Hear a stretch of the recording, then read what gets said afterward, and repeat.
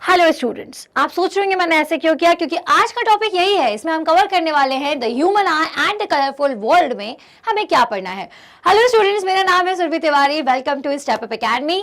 आज के इस वीडियो में हम ये जानेंगे कि एनसीईआरटी सीबीएसई क्लास 10th का जो चैप्टर नंबर 10 है the human I and the colourful world, इसमें हमें क्या क्या पढ़ना है, कौन कौन सा पार्ट इंपॉर्टेंट है, पार्ट्स के अंदर कौन कौन से टॉपिक्स है जो हमें पढ़ना चाहिए और कौन से टॉपिक्स है जो हमें नहीं पढ़ेंगे तो भी काम चल जाएगा। तो ये सारी चीजें जानने के लिए आज आप ये वीडियो देखने आए हो, तो देखना मत भूलना भाई। ऐसा नहीं कि यहाँ देखे और चले गए, अभी रुको रुको जरा, आगे बढ़ते हैं।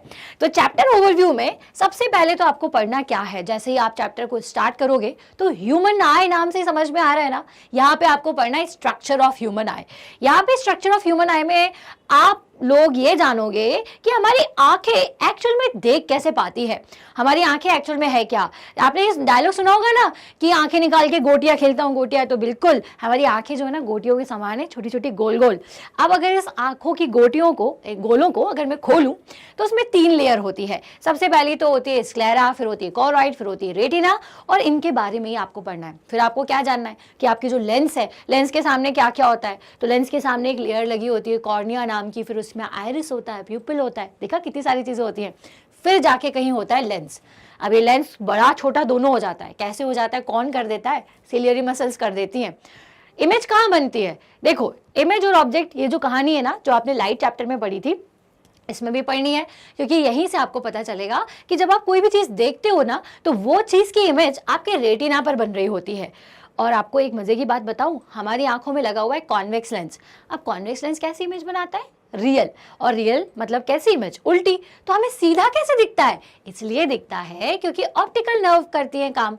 ऑप्टिकल नर्व कैसे करती है, आपका ब्रेन जो है the boss of your body, ये क्या करता है, ये जो भी आपकी इमेज उल्टी बन रही होती है उसको इलेक्ट्रिकल सिग्नल के फॉर्म में लेता है और उनको सीधा करके दिखाता है ना, मजे की बात। तो ये पूरी चीजें समझेंगे स्ट्रक्चर ऑफ ह्यूमन आई में। अब भाई स्ट्रक्चर तो हमने जान लिया, लेकिन जब ह्यूमन आई का लेंस इतना अच्छा है तो फिर लोगों को इतने बड़े बड़े मोटे चश्मे क्यों लगे हुए हैं, क्योंकि हमारी आंखों में डिफेक्ट हो जाता है। ये डिफेक्ट क्यों होता है, क्योंकि भाई आपकी जो इमेज है अगर वो इस रेटिना पर नहीं बनती है, रेटिना के पहले बन जाती है या फिर रेटिना के बाद में बन जाती है, तो फिर क्या होता है, आपकी आंखों में होता है डिफेक्ट। जो डिफेक्ट है वो 3 तरीके के होते हैं। तो इसमें हमें पढ़ना है कि भाई पावर ऑफ एकोमोडेशन आ गया, लेकिन वो बता रही हूँ मैं क्या होता है। तो डिफेक्ट्स में हमें ये पढ़ना है कि मायोपिया क्या होता है, प्रेस बायोपिया क्या होता है, हाइपरमेट्रोपिया क्या होता है। अब ये बीच में पावर ऑफ एकोमोडेशन क्या कर रहा है मैडम, पावर ऑफ एकोमोडेशन का मतलब होता है the ability of your eye lens to adjust its focal length. मतलब कि जिसकी वजह से आपका फोकल लेंथ पास का दूर का देख पा रहा है, आई आपकी आंखों का लेंस, उसको ही कहते हैं उसकी पावर। जब वो पावर खराब हो जाए, वो पावर वीक पड़ जाए, तो हो जाते हैं डिफेक्ट्स ऑफ विजन, जिनको हम इस टॉपिक में पढ़ेंगे और ये जानेंगे कि आखिर ये होते क्यों हैं और इसके करेक्शन के लिए हम क्या करते हैं, कौन से टाइप का लेंस यूज करते हैं। तो ये तो पढ़ लेंगे हम इस वाले टॉपिक पे। नेक्स्ट टॉपिक जो आपको पढ़ना है वो है refraction of light through a prism.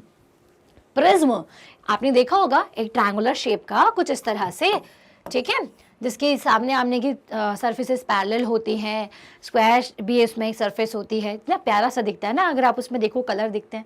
तो कलर क्यों दिखते हैं, उसी को कहते हैं refraction of light through prism. तो जानेंगे कि क्यों आपकी जो लाइट जब इसके अंदर जाती है तो उसमें 7 कलर्स में क्यों डिवाइड हो जाती है, तो ये कॉन्सेप्ट जानेंगे। फिर उसके बाद अपन क्या जानेंगे, इसके बाद हम जानेंगे डिस्पर्जन ऑफ वाइट लाइट, ये क्या होता है। तो डिस्पर्जन का मतलब क्या, लाइट का 7 कलर में टूटना। क्यों टूटती है, कैसे टूटती है, तो ये दोनों टॉपिक्स में लगभग सेम चीज हमें पढ़नी है, थोड़ा बहुत डिफरेंस है, वो हम जान लेंगे टॉपिक को जब बहुत अच्छे से पढ़ेंगे तब। नेक्स्ट इसके बाद पढ़ना है recombination of the spectrum of white light. इसका क्या मतलब है, अब भाई लाइट प्रिज्म में गई और 7 कलर में टूट गई। अब 7 कलर में टूटने के बाद अगर हमें उसको वापस व्हाइट लाइट में कन्वर्ट करना है तो क्या करें, तो हम क्या करते हैं, आपके 2 प्रिज्म लेते हैं, एक को सीधा रखते हैं, एक को उल्टा रखते हैं, और फिर वो व्हाइट लाइट में कन्वर्ट हो जाती है। कैसे, तो कैसे का जवाब वीडियो में मिलेगा। आगे चलेंगे और देखेंगे इसके बाद क्या पढ़ना है, atmospheric refraction, wow, twinkling of stars. देखते हो ना स्टार्स कैसे ट्विंकल करते हैं, ट्विंकल मतलब कि लाइट बंद चालू लगती है कि नहीं, क्यों दिखती है भाई, ये सब होता है रिफ्रैक्शन के कारण। तो हम ये कॉन्सेप्ट भी जानेंगे कि why the reason of twinkling of stars, और साथ ही साथ और जितने भी रीजंस हैं एटमॉस्फेरिक रिफ्रैक्शन के, जितने भी एग्जांपल्स हैं, जितने भी है, जैसे कि advance sunrise and delayed sunset के बारे में जानेंगे। क्या ऐसा भी होता है क्या? हाँ, एडवांस सनराइज होता है, आपका जो सनराइज है वो पहले ही आपको दिख जाता है, और सन पहले ही सनसेट हो जाता है, लेकिन आपको बाद में दिखता है। अब scattering of light, Tyndall effect क्या होता है ये हम जानेंगे, और साथ ही साथ why is the colour of the clear sky blue, कि जो स्काई होता है जब बादल उसमें नहीं होते हैं तो पूरा ब्लू, कितना सुंदर नीला आसमान दिखता है, तो इसके पीछे का कारण क्या है, वो नीला ही क्यों नजर आता है, ये जानेंगे हम इसमें। और साथ ही साथ रेनबो फॉर्मेशन को बहुत अच्छे से समझेंगे कि कब एक ड्रॉप में लाइट का रिफ्लेक्शन कैसे होता है, और ड्रॉप बाय ड्रॉप मिलकर के रेनबो को कैसे बना लेते हैं। तो ये सारी चीजें हम समझेंगे। फिर उसके बाद क्या करना है भाई, मेन चीज जो कि एग्जाम में आने वाली है वो क्या है, वो है एनसीईआरटी सॉल्यूशन। और फिर मैं आपसे पूछूंगी एनी क्वेश्चंस, तो आप मुझसे पूछ लीजिएगा कि yes ma'am we have so many questions. तो मजा आएगा ना, कमेंट सेक्शन में क्वेश्चंस पूछोगे, मैं आंसर्स दूंगी, ठीक है।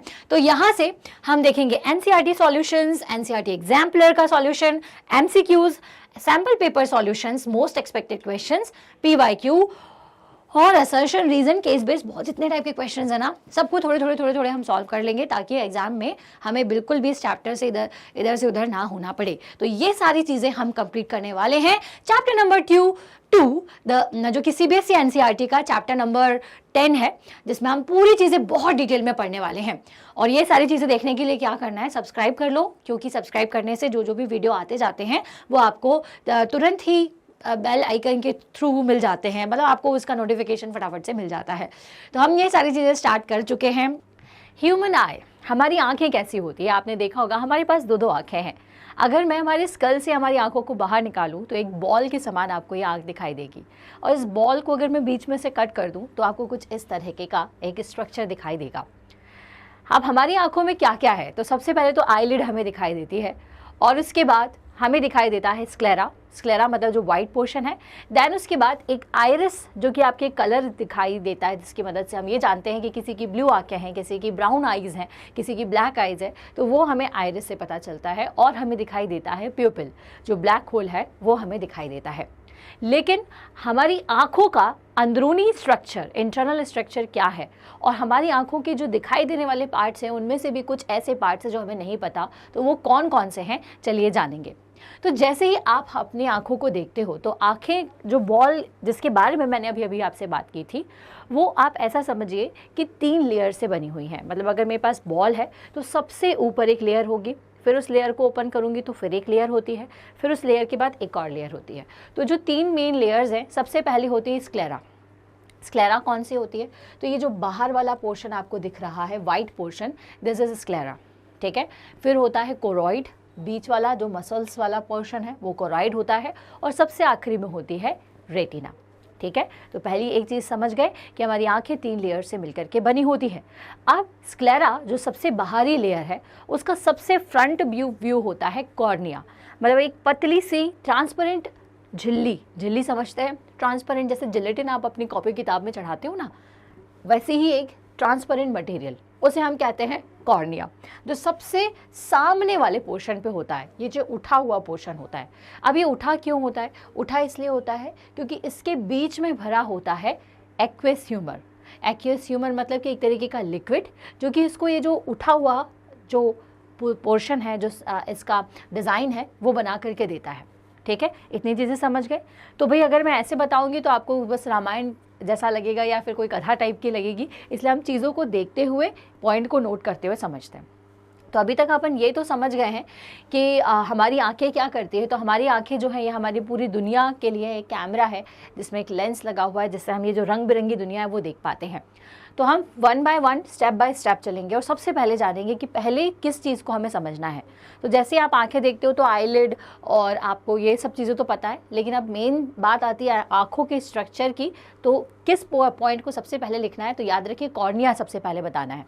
कॉर्निया क्या होता है, ट्रांसपेरेंट बल्ज्ड, ठीक है। क्या याद रखोगे, transparent bulged out spherical membrane, क्या याद रखना है, transparent bulged out spherical membrane. हमारी आंखों के सामने एक ट्रांसपेरेंट मेम्ब्रेन, एक पतली सी झिल्लीदार एक चीज़ लगी होती है जो कि बल्ज मतलब कि थोड़ी सी उठी हुई, उभरी हुई रहती है, जिसे हम कहते हैं कॉर्निया, जो हमारी आंखों के सबसे पहले वाले भाग को कवर करती है। ठीक है, याद रहेगा आप सभी को, ट्रांसपेरेंट बल्ज्ड स्फेरिकल मेम्ब्रेन कौन सा है, ये आपको अलग ही दिख रहा होगा, ये कॉर्निया है। क्लियर है।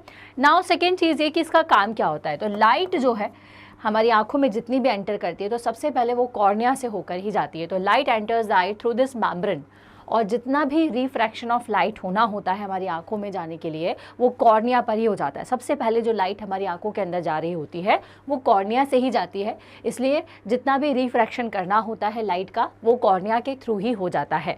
तो most of the refraction of the light entering the I occur at the outer surface of the cornea. Cornea की बाहरी सरफेस पर ये जो रिफ्रैक्शन है ये हो जाता है। ठीक है, अब कॉर्निया के बाद कौन सी चीज़ होती है नेक्स्ट, तो वो है स्क्लेरा के बारे में हमें बताना होगा। ठीक है, तो कुछ इस तरह से आप समझ सकते हैं बच्चे कि ये हो गई आपकी आंखें, ठीक है, और ये जो पोर्शन आपको उठा हुआ दिख रहा है ये है कॉर्निया, और ये पोर्शन पूरा स्क्लेरा है। तो स्क्लेरा क्या होता है, white portion of the eye is sclera, और ये कैसा होता है, it is opaque fibrous protective outer layer of eye. क्या होती है, opaque fibrous and protective. Opaque मतलब कि जिसके आर पार आप नहीं देख सकते हो, ठीक है, फाइबर से बनी हुई होती है, और हमारी आंखों को प्रोटेक्ट करने की एक आउटर लेयर होती है जिसके अंदर कोलेजन एंड इलास्टिक फाइबर होता है। It is also known as the white of the eye. इसको आप आंखों का सफ़ेद कलर भी कहते हो, सफ़ेद पोर्शन भी कहते हो। इसके बारे में और ज़्यादा डीप में जानने की इतने हमें आवश्यकता नहीं है, बट हमें पता होना चाहिए स्क्लेरा क्या है। तो white portion of the eye is sclera which is the outermost layer of eye and it is opaque fibrous and protective outer layer. Now next is iris. Iris क्या होती है, तो आइरिस आपकी आंखों का कलर बताने के लिए जिस चीज़ का आप यूज़ करते हो, जिस चीज़ के बारे में आप बात करते हो वो आइरिस होता है। Iris is a dark muscular diaphragm between the cornea and lens. हमारी आंखों में सबसे पहले कॉर्निया है, उसके बाद क्या है, स्क्लेरा। स्क्लेरा मतलब कि स्क्लेरा के ऊपर ही कॉर्निया है। ठीक है, तो कॉर्निया के बाद आता है आपका आइरिस, और आइरिस के पीछे होता है प्यूपिल। प्यूपिल को ढके हुए रहता है आइरिस, और उसके पीछे है लेंस। ठीक है, तो कॉर्निया और लेंस के बीच में हमारा आइरिस होता है। अब इसका काम क्या होता है, तो हमारी आंखों में जो लाइट एंटर करती है वो एक ब्लैक होल जो दिख रहा है आपको, प्यूपिल जिसे हम कहते हैं, उसकी मदद से अंदर जाती है। तो उसके साइज़ को कम या ज़्यादा करने के लिए हम जो आइरिस है उसका यूज़ किया जाता है। जैसे आपके घरों में कर्टन लगा होता है, तो जब अगर बहुत ज़्यादा अंधेरा होता है तो आप पूरा कर्टन खोल देते हो, तो खिड़की का साइज़ बड़ा हो जाता है, विंडो का साइज़ इंक्रीज़ हो जाता है। और जब आपको थोड़ा सोना है दिन में, अगर मान लीजिए, और आप चाहते हो कि लाइट कम आए, तो आप कर्टन को थोड़ा बंद कर देते हो, तो क्या होता है, थोड़ा सा कम लाइट आती है। तो वही काम आइरिस का होता है, प्यूपिल के साइज़ को कम करना और ज़्यादा करना। ठीक है, तो नेक्स्ट इज़ आइरिस। तो आइरिस क्या करेगा, डिम लाइट में हमें क्योंकि ज़्यादा रोशनी चाहिए तो आइरिस प्यूपिल के साइज़ को बड़ा कर देता है, और जब बहुत ज़्यादा ब्राइट लाइट होती है तो आइरिस प्यूपिल के साइज़ को कम कर देता है। तो नेक्स्ट आपको क्या याद रखना था बच्चों, आइरिस क्या होता है। अब आ जाते हैं हम प्यूपिल पर। अब प्यूपिल क्या है, it is a small hole between the iris through which the light enter the eye. Iris के बीच का जो छोटा सा होल होता है, ये पोर्शन, ये कहलाता है आपका प्यूपिल। ठीक है, एंड प्यूपिल से सारी लाइट जो है वो अंदर जाती है। और मैंने आपको बताया कि कैसे डिम लाइट में क्या होता है कि एक्सपेंशंस ऑफ आई मसल्स क्या होती हैं डिम लाइट में एक्सपांड होती है, और जिसकी वजह से प्यूपिल का साइज़ बढ़ जाता है। और भाई अगर बहुत ब्राइट लाइट है तो लाइट के समय में बहुत ज़्यादा लाइट हमारी आंखों में ना जाए, तो इसलिए प्यूपिल का साइज़ क्या होता है, थोड़ा सा कम हो जाता है। ठीक है ना, तो अभी हमने क्या क्या जान लिया, कॉर्निया के बारे में, स्क्लेरा के बारे में जान लिया, फिर हमने किसके बारे में जाना बच्चों, देखो बीच बीच में रिवीजन करते रहना है। फिर हमने जाना है हमारे आइरिस के बारे में, प्यूपिल के बारे में अब हमने जाना। अब आ जाते हैं नेक्स्ट, तो हमारी बाद में इसके बाद सीधे प्यूपिल के बाद आपको मिलेगा क्रिस्टलाइन लेंस।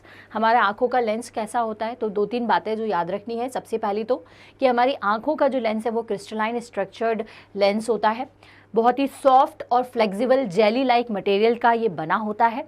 हमारी आंखों का लेंस कॉन्वेक्स लेंस है। इसका मतलब कि जितनी भी लेयर्स बनती हैं, जितनी भी इमेजेस बनाता है ये सब रियल इमेजेस होती हैं।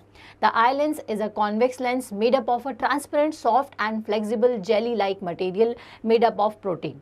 किससे बना होता है? प्रोटीन। अब देखो भाई, बचपन में ही कहा जाता है कि प्रोटीन खाइए आपकी आंखें अच्छी होंगी, तो बिल्कुल बहुत अच्छी बात है कि प्रोटीन मटेरियल, दालें वगैरह इसलिए खाने को कहा जाती है ताकि आपकी आंखें अच्छी रहे, क्योंकि आपका आंखों का लेंस ही देखिए प्रोटीन मटेरियल से बना हुआ है। ठीक है, आंखों का लेंस ही नहीं, बहुत सारी चीज़ें जो हैं वो प्रोटीन से बनी होती हैं, इसलिए प्रोटीन लेना बहुत ज़रूरी है। The eye lens is held in position by suspensory ligaments. इसका मतलब क्या हुआ? तो हमारी आंखों का जो लेंस होता है वो बीच में लटका हुआ होता है। लटका हुआ मतलब कि सस्पेंडेड होता है। तो इस तरह से ये जो आपको दो धागे टाइप यहाँ पर एक स्ट्रक्चर दिख रहा है इस डायग्राम में, ठीक है, तो ये होती है आपकी सीलियरी मसल्स। तो ये सीलियरी मसल्स क्या करती हैं? लेंस को पकड़ के रखने का काम करती है। आप क्यों पकड़ी हुई हैं? अब देखो, एक बात यह है कि जब हमें नॉर्मली दूर का या पास का देखना हो तो हम कॉनकेव या कॉन्वेक्स लेंस यूज़ करते हैं, लेकिन हमारी आंखों में तो एक ही लेंस है। तो अब इस लेंस को, एक ही लेंस की मदद से मैं दूर का पास का कैसे देख पाती हूँ? तो एक्चुअल में ये जो सीलियरी मसल्स होती हैं ये क्या करती हैं? लेंस को पतला या मोटा करने का काम करती हैं। ठीक है, तो अगर दूर का देखना है तो लेंस को पतला करेंगी, और अगर पास का देखना है तो लेंस को मोटा करेंगी। मतलब कि सीलियरी मसल्स जो है वो लेंस के साइज़ को एडजस्ट करने का काम करती है। तो लेंस जो है बेसिकली सस्पेंडेड होता है सीलियरी मसल्स में। और कैसा होता है लेंस, इन बातों में किन किन बातों का ध्यान आपको रखना है, ये सारी चीज़ें मैंने अभी आपको बताई। अब आगे चलते हैं सीलियरी मसल्स। सीलियरी मसल्स का काम क्या है? They hold the lens in position and help in modifying the curvature of the eye lens.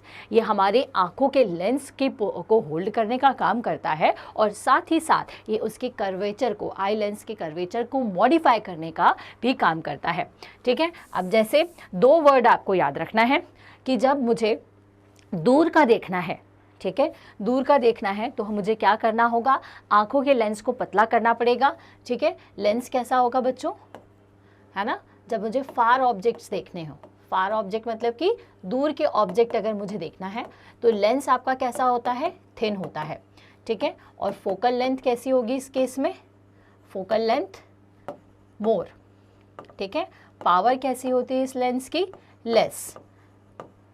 ठीक है, अब सीलियरी मसल्स इस पोजीशन में कैसी रहती हैं? तो इस पोजीशन में सीलियरी जो मसल्स रहती हैं बच्चों आपकी रिलैक्स्ड रहती हैं।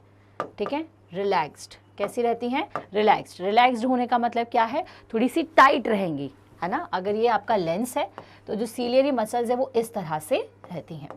ठीक है, अब बारी आती है कि अगर मुझे पास का देखना है, तो पास का देखने के लिए क्या करेंगे?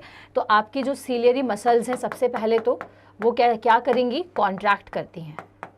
ठीक है, कॉन्ट्रैक्ट करेंगी, इसका मतलब कि थोड़ी सी जो आपकी सीलियरी मसल्स हैं वो लूज दिखाई देंगी, कुछ इस तरह से।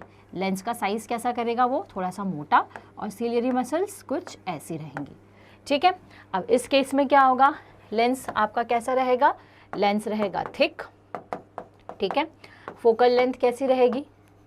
Focal length as compare to जब दूर का देखना है तो उसके कंपैरिजन में फोकल लेंथ लेस रहेगी, और पावर इस केस में ज़्यादा रहेगी। अब देखो, मैं बच्चों को याद करने का तरीका एक ये बताती हूँ कि जैसे पतला दुबला इंसान है वो ज़्यादा दूर तक दौड़ लगा सकता है, इसका मतलब कि फोकल लेंथ ज़्यादा है और पतला है लेंस। ठीक है, अब पतला है तो पावर कम है, कोई बात नहीं। अब कोई मोटा व्यक्ति है तो उसकी पावर ज़्यादा होती है, तो जब लेंस मोटा होता है तो पावर ज़्यादा और फोकल लेंथ कम। ठीक है, तो ये याद करने का एक तरीका है। और दूसरी चीज़ ये याद रखिए कि रिलैक्स्ड रहती हैं सीलियरी मसल्स, तो टाइट करके रखेंगी, इस तरह से टाइट दिखेंगी आपकी, तो लेंस इस तरह से पतला हो जाएगा। और अगर कॉन्ट्रैक्ट करेंगी तो थोड़ा सा ये मैगी टाइप का स्ट्रक्चर जो है ये आपको बना करके रखना है।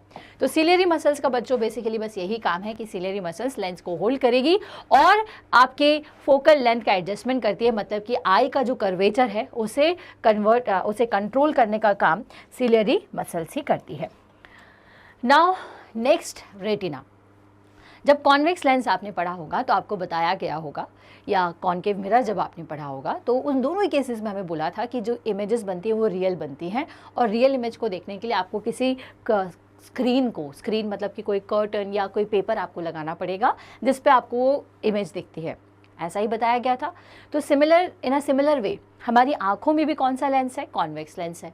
और कॉन्वेक्स लेंस कैसी इमेज बनाता है? रियल इमेज बनाता है। अब इस रियल इमेज को हम कहाँ ऑब्टेन करेंगे? तो हमारा जो रेटिना है उस पर हम ऑब्टेन करते हैं। तो retina is a screen of our eye. हमारी आई का स्क्रीन कौन है? रेटिना। सारी इमेजेस रेटिना पर ही बनती हैं।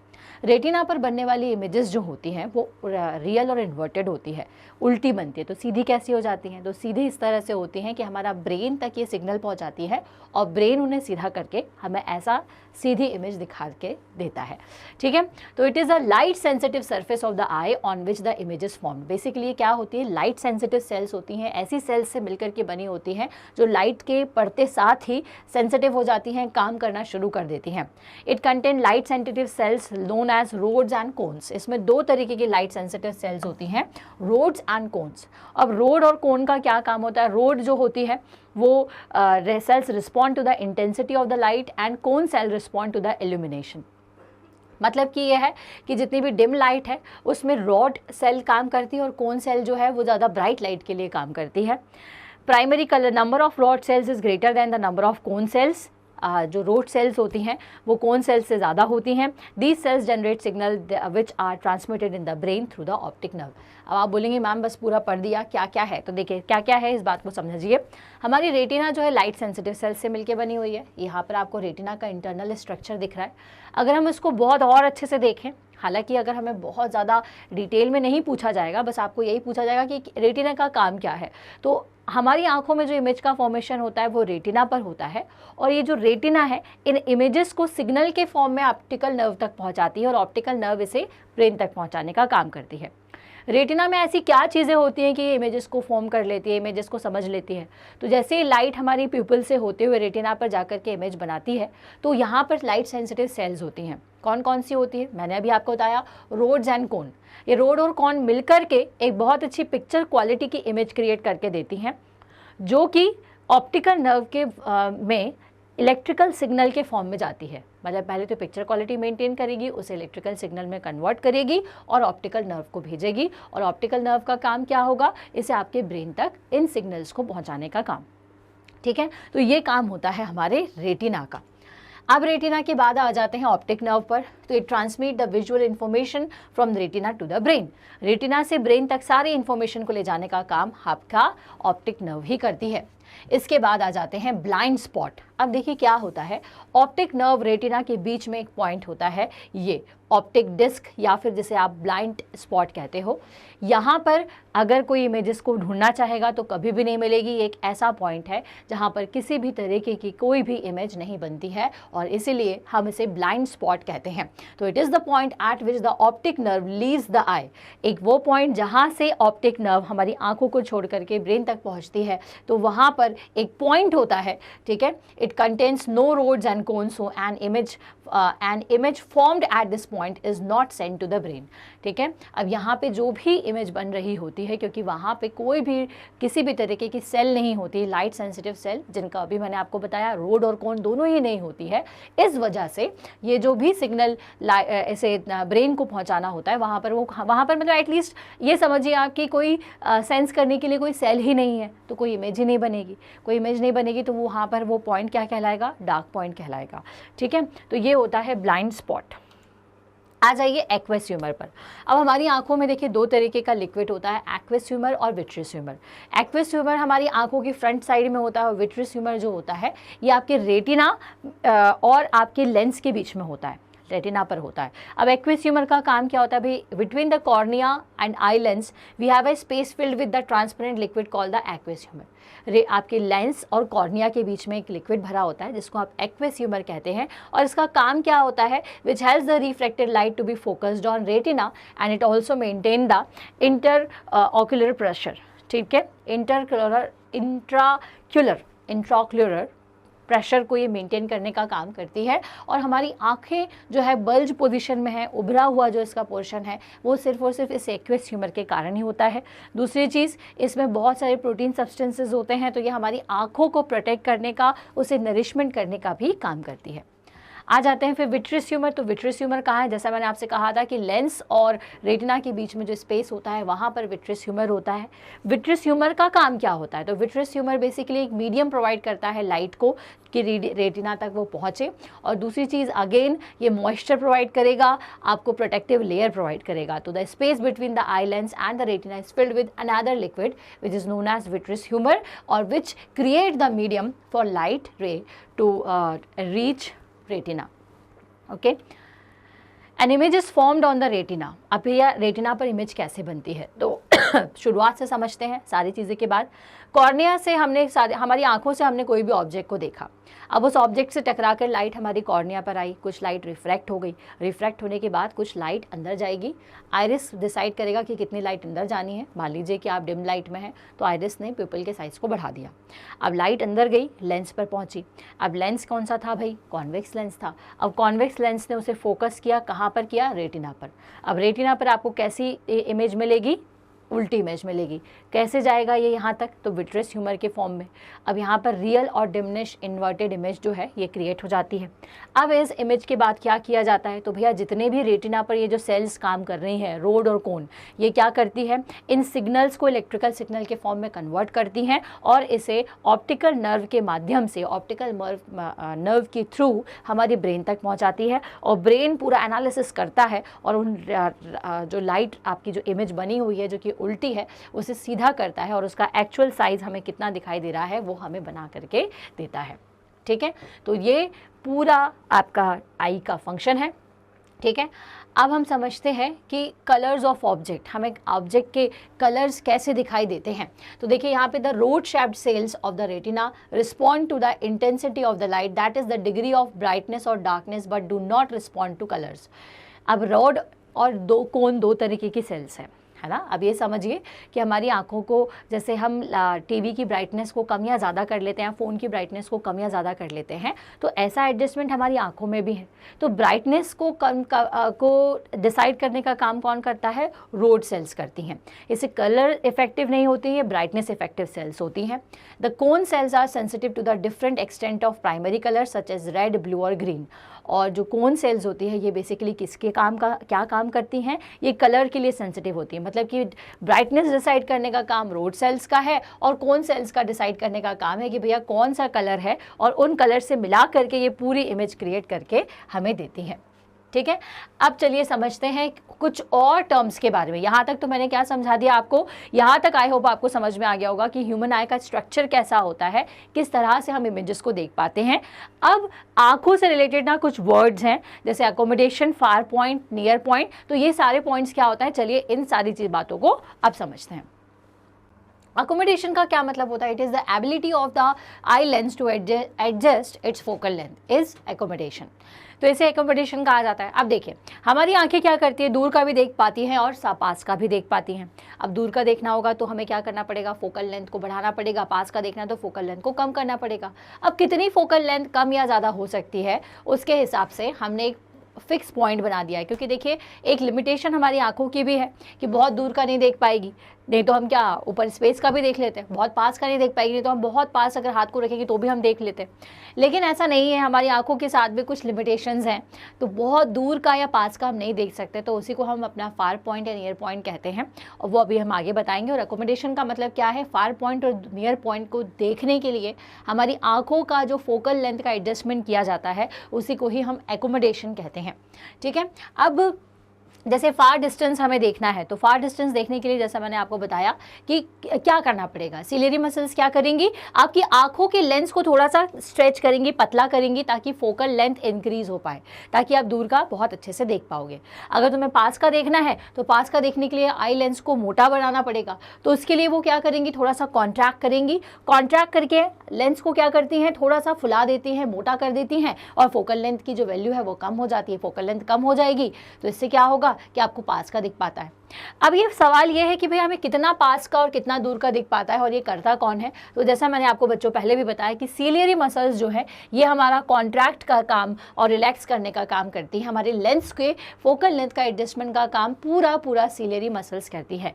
अब क्या हो अगर सीलियरी मसल्स काम ना करें, तो अगर प्रॉपर तरीके से काम नहीं करेगी तो हमारी आई साइड जो है वो वीक हो जाएगी, हम प्रॉपर तरीके से देख नहीं पाएंगे और हमें फिर प्रेसबायोपिया भी हो सकता है। अब ये क्या होगा ये भी हम आगे समझेंगे, हमारे नेक्स्ट वीडियो में समझेंगे। अब पावर ऑफ एकोमोडेशन का क्या मतलब है। अब एकोमोडेशन तो हम समझ गए, एडजस्टमेंट ऑफ फोकल लेंथ। अब इसके साथ पावर जुड़ गई तो इसका क्या मतलब हो गया। तो it is the maximum variation in power of eye lens for focusing nearby और far objects clearly at retina. मतलब कि हमारी आंखों का एडजस्टमेंट, हमारी आंखों को फोकस करने के लिए जो एडजस्टमेंट किया जा रहा है उसका ताकि हम पास का और दूर का देख सकें, वो मैक्सिमम एडजस्टमेंट, उस मैक्सिमम एडजस्टमेंट को पावर ऑफ एकोमोडेशन कहते हैं। अब यंग एडल्ट अगर है तो normal vision, the power of accommodation is about 4 dioptre. Dioptre क्या होती है इस चीज़ को मेजर करने की यूनिट होती है। तो अगर एक यंग एडल्ट है तो वो जो उसका नॉर्मल विजन है तो उसकी आंखों की पावर कितनी होगी, 4 डायप्टर की होती है। The eye loses its power of accommodation at old age. अब देखिए पावर ऑफ एकोमोडेशन का क्या मतलब है, सिंपल सा ये मतलब है कि आपकी जो सीलियरी मसल्स हैं वो कितना बेहतर तरीके से और कितने एक्सटेंट पर आपकी फोकल लेंथ को एडजस्ट कर पा रही है कि आप पास का और दूर का देख पाओ। अब हम कितना पास का देख पाते हैं और कितना दूर का देख पाते हैं ये तो मैं अभी आपको आगे ही बताती हूँ, लेकिन मैक्सिमम आप कितना कर पा रहे हो उसे हम कहते हैं पावर ऑफ एकोमोडेशन। और दूसरी बात क्या है याद रखनी है आपको कि अगर आप यंग एडल्ट हैं तो 4 डायप्टर का आपका पावर होगा, और जो ओल्ड एज वाले होते हैं उनको आपने देखा होगा कि जनरली पास का या दूर का देखने में थोड़ी सी दिक्कत आती है। तो वो इसलिए आती है क्योंकि उनकी आंखों में जो सीलियरी मसल्स हैं वो इतने लंबे समय तक काम करते करते करते करते वीक हो जाती है और बहुत प्रॉपर तरीके से फोकल लेंथ का वो एडजस्टमेंट नहीं कर पाती। अब आ जाते हैं भैया फार पॉइंट कितना होता है। फार पॉइंट का मतलब क्या होता है कि कितना दूर का हम देख सकते हैं। तो the farthest point up to which the eye can see clearly is infinity for normal eye. मतलब नॉर्मल इन्फिनिटी का मतलब ये होता है कि हर एक हेल्दी पर्सन के लिए अलग अलग एक वैल्यू हो सकती है फार पॉइंट की। हो सकता है कि कभी इतना ज़्यादा अच्छा एनवायरनमेंट नहीं हो तो हमें धुंधला दिखाई दे रहा हो, लेकिन वही एनवायरनमेंट क्लियर होता है तो हमें साफ भी दिखाई देने लग जाता है। तो ये बहुत सारे पॉइंट्स जो है वो मैटर करते हैं। तो इन्फिनिटी जो है ये हमारे लिए क्या है, हमारा फार पॉइंट होता है। तो अगर आपसे कोई पूछे कि भाई एक यंग एडल्ट का जो फार पॉइंट होता है वो कितना होता है, तो farthest point up to which the eye can see clearly is infinity for normal eye. अब आ जाते हैं नियर पॉइंट की, मतलब हमारी आंखें पास का कितना देख पाती हैं। तो देखिए 25 सेंटीमीटर तक का हमारी आंखें बहुत अच्छे से देख पाएंगी। 25 सेंटीमीटर से और अगर पास में आने की कोशिश करोगे, ऑब्जेक्ट को रखने की कोशिश करोगे तो आपको दिखने में दिक्कत होगी। तो the minimum distance at which an object can be seen most distinctly without any strain is called the least distance of distinct vision. क्या कहते हैं हम इसे, least distance of distinct vision. पास का देखने के लिए कितना आप देख सकते हो वो क्या कहलाता है, आपका near point of the eye. तो नॉर्मल आई के लिए कितना है, 25 centimetre. It is also called near point of the eye, है ना। तो आप अभी सब लोग बैठे बैठे चेक करिए कि कितना दूरी का आप बहुत अच्छे से देख पा रहे हो, वही आपकी आंखों का नियर पॉइंट होगा। स्ट्रेन का मतलब क्या है कि आपकी आंखों पर बहुत कोई जोर ना लग रहा हो, उसे देखने में आप बहुत इजीली अगर आप देख पा रहे हो, तो ये जो डिस्टेंस होता है जिसमें आप बहुत पास की चीज़ों को बहुत इजीली देख पाते हो वो होता है 25 सेंटीमीटर। क्लियर है। अब आ जाते हैं परसिस्टेंस ऑफ विजन। ठीक है, अब परसिस्टेंस ऑफ विजन ये क्या मतलब होता है इसका, देखिए the time for which the impressions of sensation of any object continues to remain in the eye is called the persistence of vision. It is about 1/16th of a second, which means that the minimum time for which we should view an object so that its clear image is formed on retina is 1/116th of a second. अब इसका मतलब क्या है, इसका मतलब ये है कि कई बार आप कोई चमकदार चीज़ देखते हो, आप आँख बंद करते हो तो आपको दिखाई देती है, या कोई भी चीज़ देख करके आप आंखें बंद करते हो तो वो आपको दिखाई देती है। तो ऐसा क्यों होता है, क्योंकि 1/16th सेकेंड तक ये हमारे रेटिना पर पहुंचती है। ये देखिए यहाँ पे नीचे एक लाइन लिखी हुई है, it is about 1/16th of a second, which means that the minimum time for which we should view an object है ना। तो 1/16 सेकेंड तक हम हमारा जो ऑब्जेक्ट है उसे देख सकते हैं, so that it's clear image is formed on retina in is 1/16 of a second. मतलब 1 सेकेंड का अगर 1/16 आप निकालें तो उतने टाइम में एक प्रॉपर इमेज हमारी आंखों पे बन रही होती है। इसलिए किसी भी चीज़ को देख कर के आप तुरंत अगर आंखें बंद कर लेते हो तो वो चीज़ आपको दिखाई देती रहती है। जैसे आप फिर जनरली हम बहुत कोई लाइट वाली चीज़ देख लेते हैं, जैसे कि फुलझड़ी जल रही है, पटाखे जल रहे हैं, या फिर कोई बहुत तेज़ रोशनी वाली चीज़ आ रही है, आप उसको देख करके आंखें बंद करते हो तो आपको काफ़ी टाइम तक वो दिखती रहती है। इसलिए दिखती है क्योंकि उसकी इमेज हमारी रेटिना पर बन रही होती है, जिस वजह से कोई भी चीज़ आपको दिखाई देती है, जिसे आप कहते हैं परसिस्टेंस ऑफ विजन। क्लियर है। अब why do we have two eyes for vision and not just one? कभी ये तो सोचा ही होगा कि हमारे पास 2 आंखें क्यों होती है, एक ही क्यों नहीं हो सकती, एक बीच में हो जाए टर्निंग और हम सारी चीज़ें देख पाए। तो एक्चुअल में क्या होता है कि अगर आपके पास एक आंख है तो 1 आई अगर होगी तो आप बहुत प्रॉपरली व्यू नहीं कर पाएंगे। जैसे human I being has a horizontal field of view about 150 degree with 1 I and about 180 degree with 2 आई। मतलब 150 डिग्री का ही अगर मैं एक आंख को बंद करूं तो मुझे 150 डिग्री ही दिखाई देगा, लेकिन अगर दोनों आंखें हैं तो 180 डिग्री मतलब जितना मेरे सामने है यहाँ से यहाँ तक का पूरा व्यू जो है वो मुझे दिखाई देगा, हॉरिजॉन्टल व्यू की अगर हम बात करें। So 2 eye give the wider field of view, the ability to detect faint object is enhanced with 2 eye. Our eyes are separated by a few centimetre and each eye sees a slightly different image. समझ में आ रही है बात। हमारी आंखें जो है are I R separated by a few centimetre and each eye sees a slightly different image. Our brain combine the two images into one and tell us how close and far away the things are. हमारी दोनों आंखें अलग अलग image बनाती है। मतलब ये अगर मुझे कैमरा सामने दिख रहा है तो ये कुछ इमेज बना रहा है और ये वाली आंखें कुछ इमेज बना रही है, और उन दोनों को कंबाइन करके हमारा जो ब्रेन है ना, मास्टर माइंड, वही सारी चीज़ें करता है कि आपको बहुत प्रॉपर तरीके से एक इमेज बना करके देता है। So thus the two eyes unable to judge the distance more accurately, keeping both the eye open provides the third dimension of depth. Obvious सी बात है, अगर हमें बहुत एक्यूरेट किसी चीज़ को देखना है तो हमारी दोनों आंखें मिलकर के जो काम करती है ना, कहते हैं ना कि एक से बड़े 2, तो हमारी आंखें, हमारी आंखों के साथ भी है कि अगर आपकी दोनों आंखें हेल्दी है, भगवान करे हमेशा हेल्दी रहे, तो आपको दोनों जो व्यू है आसपास का वो बहुत अच्छा दिखाई देगा, और बहुत अच्छा व्यू दिखाई देगा तो आप जो थर्ड डायमेंशन डेप्थ है, मतलब कि आप किसी भी चीज़ को बहुत प्रॉपरली और बहुत अच्छे से एनालिसिस कर सकते हो, बहुत अच्छे से देख सकते हो। तो बच्चों अब आपको शायद समझ में आ गया होगा कि 2 आंखें क्यों दी हैं, ताकि पहली बात तो 180 डिग्री का आपको पूरा जो व्यू है वो अच्छे से देख सके। नहीं तो फिर क्या होता है, कितना दिखाई देता है, 150 डिग्री दिखाई देता है। दोनों आंखों के बीच में एक प्रॉपर सेंटीमीटर का डिस्टेंस है। दोनों आंखें अपनी अपनी अलग अलग इमेज बनाती हैं, और आपका जो ब्रेन है उन इमेजेस को कंबाइन करके आपको एक प्रॉपर इमेज बना करके देता है। तो बच्चों आज हमने ह्यूमन आई के बारे में बहुत सारी इंटरेस्टिंग चीज़ें देखी कि हमारी आंखों में होता क्या क्या है, किन किन पार्ट से मिलकर के आंखें बनी होती है, और इन आंखों में आपकी कौन कौन से टर्म्स हैं। जैसे हम कितना दूर का देख सकते हैं, तो इन्फिनिटी तक का हमारी नॉर्मल आई देख पाती है। कितना पास का देख सकते हैं, तो 25 सेंटीमीटर तक का हम विदाउट एनी स्ट्रेन हम देख सकते हैं। और साथ ही साथ 2 आंखें क्यों है, ये हमने आज इस वीडियो में जाना है। अब डिफेक्ट्स ऑफ विजन, जैसे नाम से समझ में आ रहा है, देखने में, विजन में होने वाली प्रॉब्लम्स, उसे कहते हैं डिफेक्ट्स ऑफ विजन। अब आपने देखा होगा कि कई लोगों को दूर का दिखाई नहीं देता, कई लोगों को पास का दिखाई नहीं देता है। ऐसा क्यों होता है और इनके डिफेक्ट्स को क्या कहा जाता है? तो देखिए 3 तरीके के जो डिफेक्ट्स हैं होते हैं आंखों में। सबसे पहला होता है मायोपिया, फिर होता है हाइपरमेट्रोपिया, और एक होता है प्रेसबायोपिया। मायोपिया को आप इस तरह से याद रख सकते हैं कि जहां पर दूर की चीज़ें आपको दिखाई देने में दिक्कत होती है, तो उस केस में पर्सन को आंखों में जो डिफेक्ट होता है उसे मायोपिया कहते हैं, और जब पास का दिखाई नहीं देता है तो उसे हाइपरमेट्रोपिया कहते हैं। और प्रेसबायोपिया एक ऐसी बीमारी है जो कि ओल्ड एज में होती है, बुढ़ापे में जाकर के जब हमारी सीलियरी मसल्स लेंस को प्रॉपर तरीके से एडजस्ट नहीं कर पाती हैं, तो उस केस में प्रेसबायोपिया होता है। तो ये 3 डिफेक्ट्स जो हैं ये हमारी आंखों में होते हैं, और ये क्यों हो जाते हैं, क्या कारण है इसके पीछे का, चलिए अब हम जानते हैं। तो बच्चों ये 3 बातें समझ में आ गई आपके कि कौन कौन से डिफेक्ट्स होते हैं। तो 3 तरीके के डिफेक्ट्स होते हैं जिनके नाम मैंने अभी आपको बताए, ठीक है। मायोपिया, जिसको आप शॉर्ट साइटेडनेस या फिर नियर साइटेडनेस भी कहते हो। अब इसे नियर साइटेडनेस या शॉर्ट साइटेडनेस का मतलब क्या है, क्योंकि आपकी आंखों की साइट कैसी है कि आपको पास का दिखाई दे रहा है, इसलिए आपकी आंखों की साइट कैसी हुई, नियर साइटेडनेस, लेकिन दूर का दिखाई नहीं दे रहा। इसे हाइपरमेट्रोपिया या हम ये कह सकते हैं कि लॉन्ग साइटेडनेस है, मतलब दूर का तो देख रहे हैं, पास का दिखाई नहीं दे रहा। और प्रेस बायोपिया में क्या होता है कि दोनों में से कोई भी एक चीज़ हो सकती है, वो दोनों भी हो सकती है, इसलिए हम इसे कोई एक स्पेशल नाम से जैसे लॉन्ग साइटेडनेस या शॉर्ट साइटेडनेस कहकर नहीं बुलाते हैं।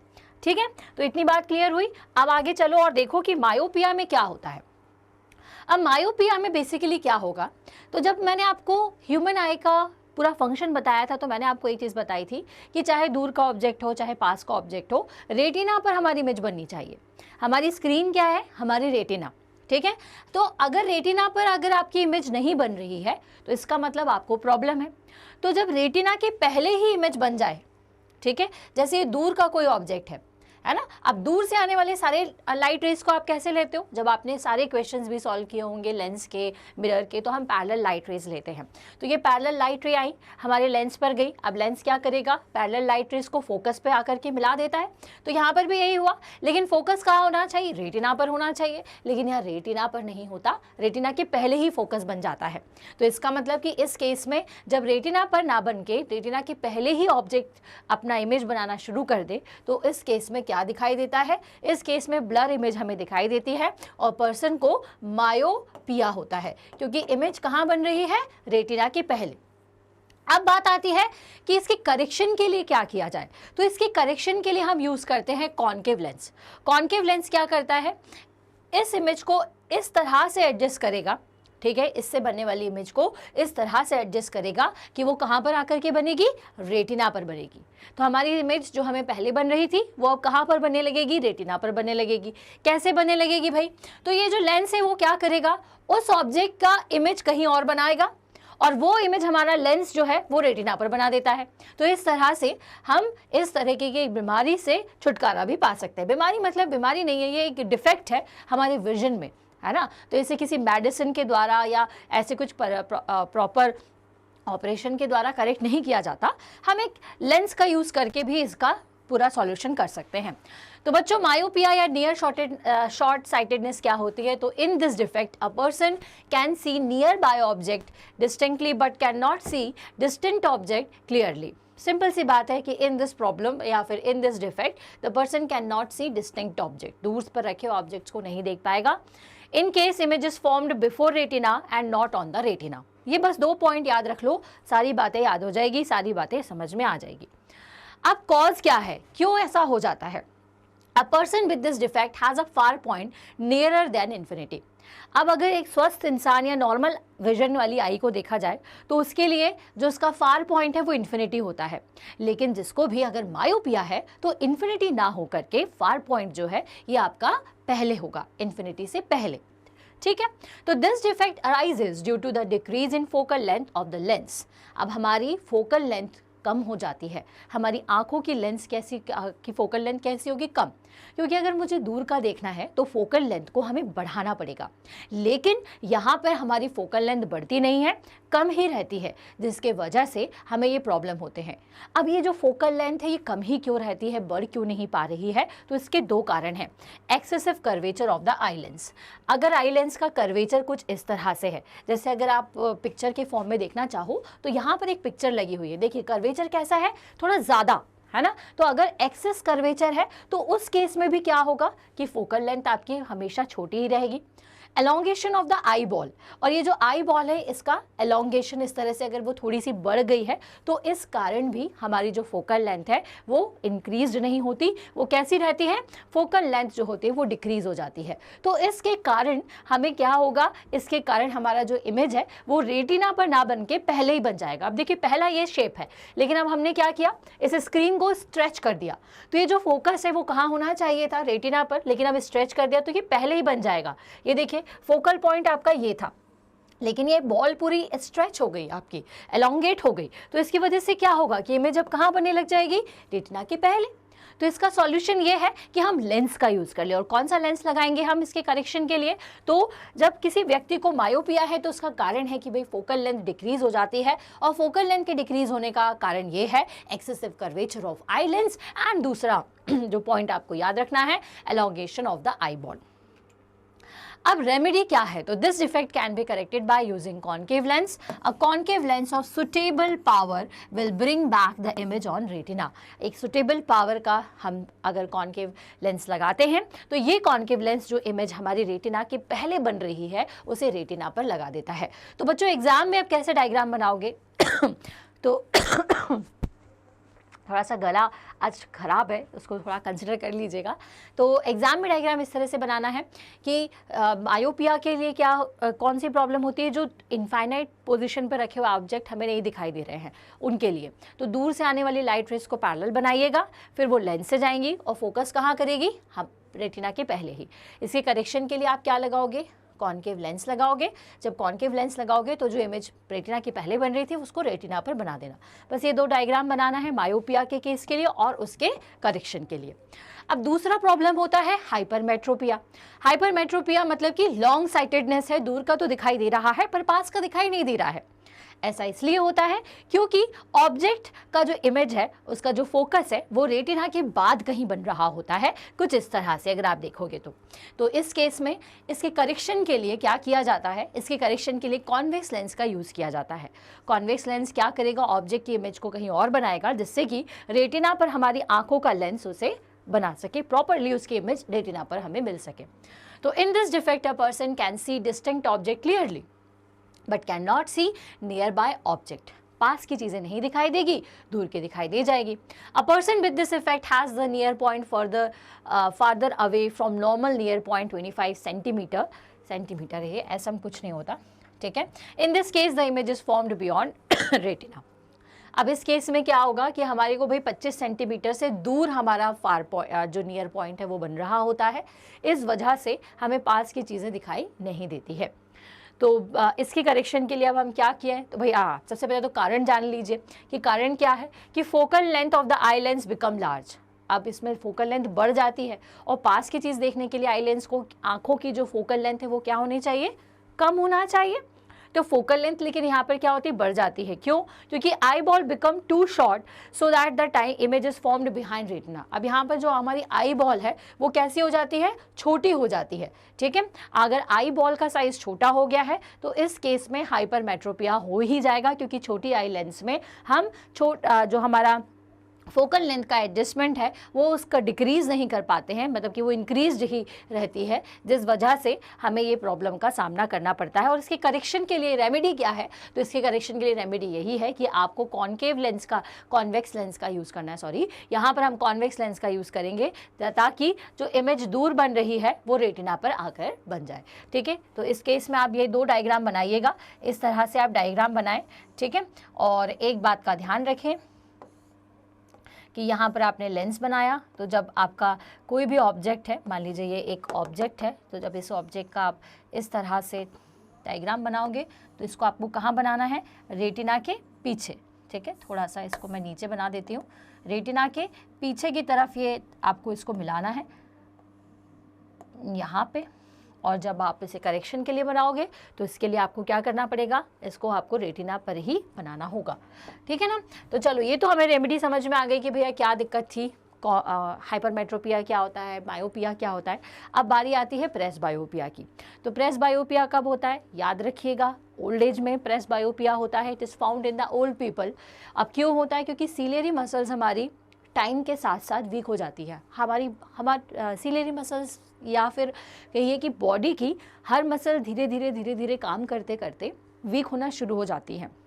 तो वैसे ही हमारी आंखों में जो सीलियरी मसल्स हैं जो कि लेंस को पकड़े हुए हैं वो भी धीरे धीरे काम करते करते कैसी हो जाती है? वीक हो जाती है. तो जिसकी वजह से वो फोकल लेंथ का एडजस्टमेंट प्रॉपर नहीं कर पाती. लेंस को मोटा और पतला जो करना होता है वो प्रॉपरली नहीं कर पाती हैं. तो इस वजह से ओल्ड एज में क्या होता है कि हमें प्रेस बायोपिया की प्रॉब्लम होती है, जिससे क्या होता है? Near point gradually recedes away with the age. ठीक है। जो नियर पॉइंट है, जो आपको पास का जो दिखाई देता है, वो धीरे धीरे क्या होने लगता है, उसमें प्रॉब्लम आने लगती है। 25 सेंटीमीटर से ज़्यादा हो जाता है वो पॉइंट, ठीक है। And some time a person may suffer from both myopia and hypermetropia. और प्रेस बायोपिया में कई बार ये होता है कि चलिए पास का तो दिखाई नहीं दे रहा है, दूर का भी दिखाई देना बंद हो जाता है। क्यों नहीं ऐसा हो पा रहा है? क्योंकि फोकल लेंथ को ना तो हम प्रॉपरली इंक्रीज हो पा रही है, ना ही प्रॉपरली डिक्रीज हो पा रही है, जिस वजह से मायोपिया और हाइपरमेट्रोपिया दोनों होता है। और इस बीमारी को प्रेस बायोपिया कहा जाता है। कॉजेस क्या है? वीकनेस ऑफ सीलियरी मसल्स, जैसा मैंने आपको बताया, और हार्डनिंग और loss of elasticity of eye lens. आँखों का लेंस हार्ड हो जाता है। इलास्टिसिटी का मतलब क्या होता है कि बहुत अच्छे से बार बार आप उसे छोटा पतला कर पा रहे हो, इलास्टिक हो, इलास्टिसिटी अच्छी हो। लेकिन यहाँ पे लेंस धीरे धीरे हार्ड होने लगेगा तो हम उसके साइज़ को प्रॉपर तरीके से चेंज नहीं कर पाएंगे। तो ये सब किसके वजह से होता है? मेन कारण है लेंस का हार्ड होना और दूसरा सीलियरी मसल्स का वीक हो जाना, जिसके कारण प्रेस बायोपिया होता है। अब इसके करेक्शन के लिए क्या किया जाता है? तो बाईफोकल लेंस का यूज किया जाता है। This defect can be corrected by using bifocal और varifocal lenses which consist of both convex and concave lenses. The upper portion consist of concave lens, ठीक है। अगर मैं आपको ये बाईफोकल लेंस बनाऊं तो ऊपर का जो लेंस होता है वो होता है आपका कॉनकेव लेंस और नीचे का जो लेंस होता है वो होता है कॉन्वेक्स लेंस, ठीक है। अब आप सोचेंगे कि ऊपर कॉनकेव और नीचे कॉन्वेक्स क्यों होता है? क्योंकि पास की चीज़ों को जब देखना होता है तो हमारी आंखें थोड़ा नीचे की तरफ होती है, क्योंकि वो चीज़ हमारे पास होती है। और जब दूर का देखना होता है तो हम थोड़ा सा आंखें हमारी ऊपर होती हैं। तो इसलिए जो बाईफोकल लेंस है उसमें ऊपर कॉनकेव होता है और नीचे कॉन्वेक्स लेंस लगा होता है। Okay, so this is the remedy for presbyopia. Now we have one numerical based on the defects of vision. वो किस तरह से आ सकते हैं? हालांकि यहाँ पे सिर्फ मैंने एक ही न्यूमेरिकल लिया है। अगर आपको न्यूमेरिकल प्रैक्टिस करनी है तो इस वीडियो के बाद इस चैप्टर में मैं आपको एक न्यूमेरिकल प्रैक्टिस का वीडियो भी बताऊंगी, जिसमें हर तरीके के क्वेश्चंस होंगे जिन्हें हम सॉल्व करेंगे। तो वहाँ आप प्रैक्टिस कर सकते हैं। बट यहाँ पर एक एग्जाम्पल के तौर पर कि कैसा क्वेश्चन आपसे पूछा जाएगा, तो इसलिए मैंने ये क्वेश्चन यहाँ रखा है। अब आपसे पूछा है, a person cannot see the object beyond 3 metre distinctly. A person cannot see the object beyond 3 metre. Okay, 3 metre के बाद एक पर्सन को दिखाई नहीं दे रहा है। State the nature and the focal length of the lens required to correct this defects of vision. अब आपको बताना है कि हम nature, state the nature and focal length, कि कौन से टाइप का आप लेंस यूज़ करोगे और उसकी फोकल लेंथ क्या होगी, ताकि आप इसकी इस प्रॉब्लम को रिजॉल्व कर सकें। तो ये आपको यहाँ पर बताना है। अब यहाँ पे क्या हो रहा है कि person cannot see the object beyond 3 metre. That means that he is suffering from myopia. क्यों? क्योंकि हमारा जो नियर पॉइंट है वो तो 2.5 सेंटीमीटर है, लेकिन उसको कहाँ का नहीं दिखाई दे रहा है? 3 मीटर के बाद का दिखाई नहीं दे रहा है। इसका मतलब दूर का ऑब्जेक्ट नहीं दिखाई दे रहा है, इसलिए उसे मायोपिया है। और अगर मायोपिया है तो उसके करेक्शन के लिए हम कौन सा लेंस यूज़ करेंगे? कॉनकेव लेंस यूज़ करेंगे। अब बात आती है कि उसका कौन सा हम फोकल लेंथ को यूज़ करें। तो देखिए यहाँ पर हम यूज़ करेंगे देन हमारा फॉर्मूला, लेंस फॉर्मूला। और लेंस फॉर्मूला क्या होता है? 1/f = 1/v - 1/u, ठीक है। अब यहाँ पर आपका ऑब्जेक्ट डिस्टेंस जो है वो क्या हो जाएगा? तो भाई देखो, एक कोई आदमी है जिसे 3 मीटर तक का तो दिख रहा है, ठीक है। कहाँ तक का दिख रहा है? 3 मीटर तक का। लेकिन 3 मीटर के बाद उसको कुछ भी दिखाई नहीं देता। तो अगर मान लीजिए कि यहाँ पर एक पेड़ लगा हुआ है, ठीक है तो ऑब्जेक्ट क्या हो जाएगा आपका? u, ये हो जाएगा आपका ऑब्जेक्ट, जो कि मान लीजिए से 5 मीटर की दूरी पर है, ठीक है, या कोई भी एक डिस्टेंस जो हमें नहीं पता है, इनफाइनाइट डिस्टेंस पर है। तो ये हो जाएगा u। और अब आपको एक ऐसा लेंस लगाना पड़ेगा जिससे कि इसकी जो इमेज है वो कहाँ बने, ताकि उसकी जो इमेज है वो 3 मीटर पर बने, क्योंकि इसके बाद तो उसे कुछ दिखाई नहीं देगा। इसका मतलब क्या कि अगर 3 मीटर पर ऑब्जेक्ट की डिस्टेंस इमेज बन रही है, ठीक है, तो ये क्या हो गया? v। तो इस केस में देखिए 2 चीज़ें आपको मिलेगी। एक तो मिलेगा u विच इज़ इनफाइनाइट, क्योंकि 3 मीटर के बाद कौन सी भी वैल्यू हो उसे दिखाई नहीं देगा, तो u की वैल्यू इन्फिनिटी। और v की वैल्यू क्या होना चाहिए? 3 मीटर, क्योंकि उसे हर बार लेंस को क्या करना पड़ेगा? 3 मीटर पर आकर ही इस इमेज को बनाना होगा। तो यहाँ पे v की वैल्यू हो जाएगी 3 मीटर, ठीक है। अब यहाँ से हमें एक बात का ध्यान रखना पड़ेगा। यहाँ पर हम क्या, किस चीज़ का याद रखेंगे? कार्टेशियन साइन कन्वेंशन रूल का यूज़ करेंगे। अब यहाँ पे v और u दोनों ही कैसे होंगे, क्योंकि आप कॉन्केव लेंस ले रहे हो, तो कॉन्केव के केस में इनफाइनाइट तो आपका माइनस में लेना पड़ेगा आपको, क्योंकि ऑब्जेक्ट हमेशा हम किस तरफ कंसिडर करते हैं, कोई भी चीज़ हो ऑब्जेक्ट आप हमेशा लेफ्ट साइड पर कंसिडर करोगे, और उसकी इमेज कहाँ बनेगी भाई, कॉन्केव लेंस है तो लेफ्ट साइड पर ही बन रही होगी, तो दोनों को ही आपको नेगेटिव लेना होगा। ठीक है, अब इसके बाद हम इसे सॉल्व कर लेंगे 1/f equals to 1/v minus 1/u, और यहाँ से हम आंसर निकालेंगे फोकल लेंथ का। तो ये देखिए हमने वही किया, 1/f equals to 1/v minus 1/u, metre को सेंटीमीटर में हमने कन्वर्ट कर लिया क्योंकि हम फार पॉइंट निकालना चाह रहे हैं इसलिए, और हमने सारी वैल्यूज़ को पुट कर दिया, तो हमारे पास आंसर आ रहा है फोकल लेंथ -3 मीटर। तो अकॉर्डिंग टू साइन -3 किसकी फोकल लेंथ होती है, कौन से लेंस की होती है, तो कॉन्केव लेंस की फोकल लेंथ जो है वो नेगेटिव होती है, इसका मतलब ये डाइवर्जिंग लेंस है। तो according to the sign of the given focal length the lens is diverging in nature and that is it is a concave lens. तो कॉन्केव लेंस जिसकी फोकल लेंथ -3 मीटर हो, हम इसे इसका यूज़ करेंगे ताकि जो पर्सन है उसे इनफाइनाइट ऑब्जेक्ट्स 3 मीटर तक पर दिखाई देने लगे, और ऑब्जेक्ट उसका अगर 3 मीटर पर अगर उसकी इमेज बन रही है कॉन्केव लेंस की मदद से, तो आपके आंखों के लेंस की मदद से जो इमेज है उसकी रेटिना पर बन जाएगी। कॉन्सेप्ट क्लियर हुआ। तो इस तरह से बच्चे आपको क्वेश्चन देखना होगा कि कहाँ पर ऑब्जेक्ट है, ऑब्जेक्ट अगर बोल रहे हैं क्वेश्चन में कि 3 मीटर तक दिख रहा है, तो इसका मतलब उसके बाद का दिखेगा नहीं, उसके बाद के लिए ऑब्जेक्ट को आप ऑब्जेक्ट की डिस्टेंस को इन्फिनिटी लोगे, और भाई जो भी लेंस लगाओगे वो उस इन्फिनिटी के ऑब्जेक्ट को कहाँ पर बनाएगा, उस 3 मीटर पर। तो v की वैल्यू हमेशा क्या हो जाएगी, जितना उसको दिखाई दे रहा होगा, क्योंकि अपन लेंस वैसे ही लगाते हैं, उसके बाद आपकी आंखों का लेंस उस 3 मीटर से आपके आंखों पे प्रॉपर इमेज बनाएगा। प्रिज्म, प्रिज्म कैसा होता है आप सभी ने देखा होगा, देखा है या नहीं देखा है, आई होप देखा हो। प्रिज्म के फेजेस कुछ इस तरह से होते हैं, इसमें कुछ ट्रायंगुलर फेजेस होते हैं इस तरह से 2, ठीक है, और बाकी के फेज डिपेंड करते हैं, अलग अलग शेप के हो सकते हैं। अब यहाँ पे हम प्रिज्म की मैथमेटिक्स को इतना नहीं समझेंगे, यहाँ हम समझेंगे कि प्रिज्म में जब कोई लाइट रे एंटर करती है तो बाहर जाने के बाद वो किस तरह से बिहेव करती है। तो देखिए प्रिज्म एक ट्रांसपेरेंट मटेरियल है, तो जब भी लाइट रे उसमें एंटर करेगी तो ज़रूर उसका रिफ्रैक्शन होगा। अब रिफ्रैक्शन तो आप सभी समझते हैं ना, तो यहाँ पे जब एयर से इस ग्लास में लाइट रे जाएगी तो वो अपने पाथ से थोड़ा डेविएट होगी, जैसा हमने लास्ट क्लासेस में पढ़ा है जब हमने रिफ्रैक्शन ऑफ लाइट पढ़ा था। तो जब भी कोई वाइट लाइट किसी प्रिज्म में एंटर करती है तो वो एयर से उस ग्लास में एंटर करती है, मतलब रेयर से डेंसर मीडियम में जाती है।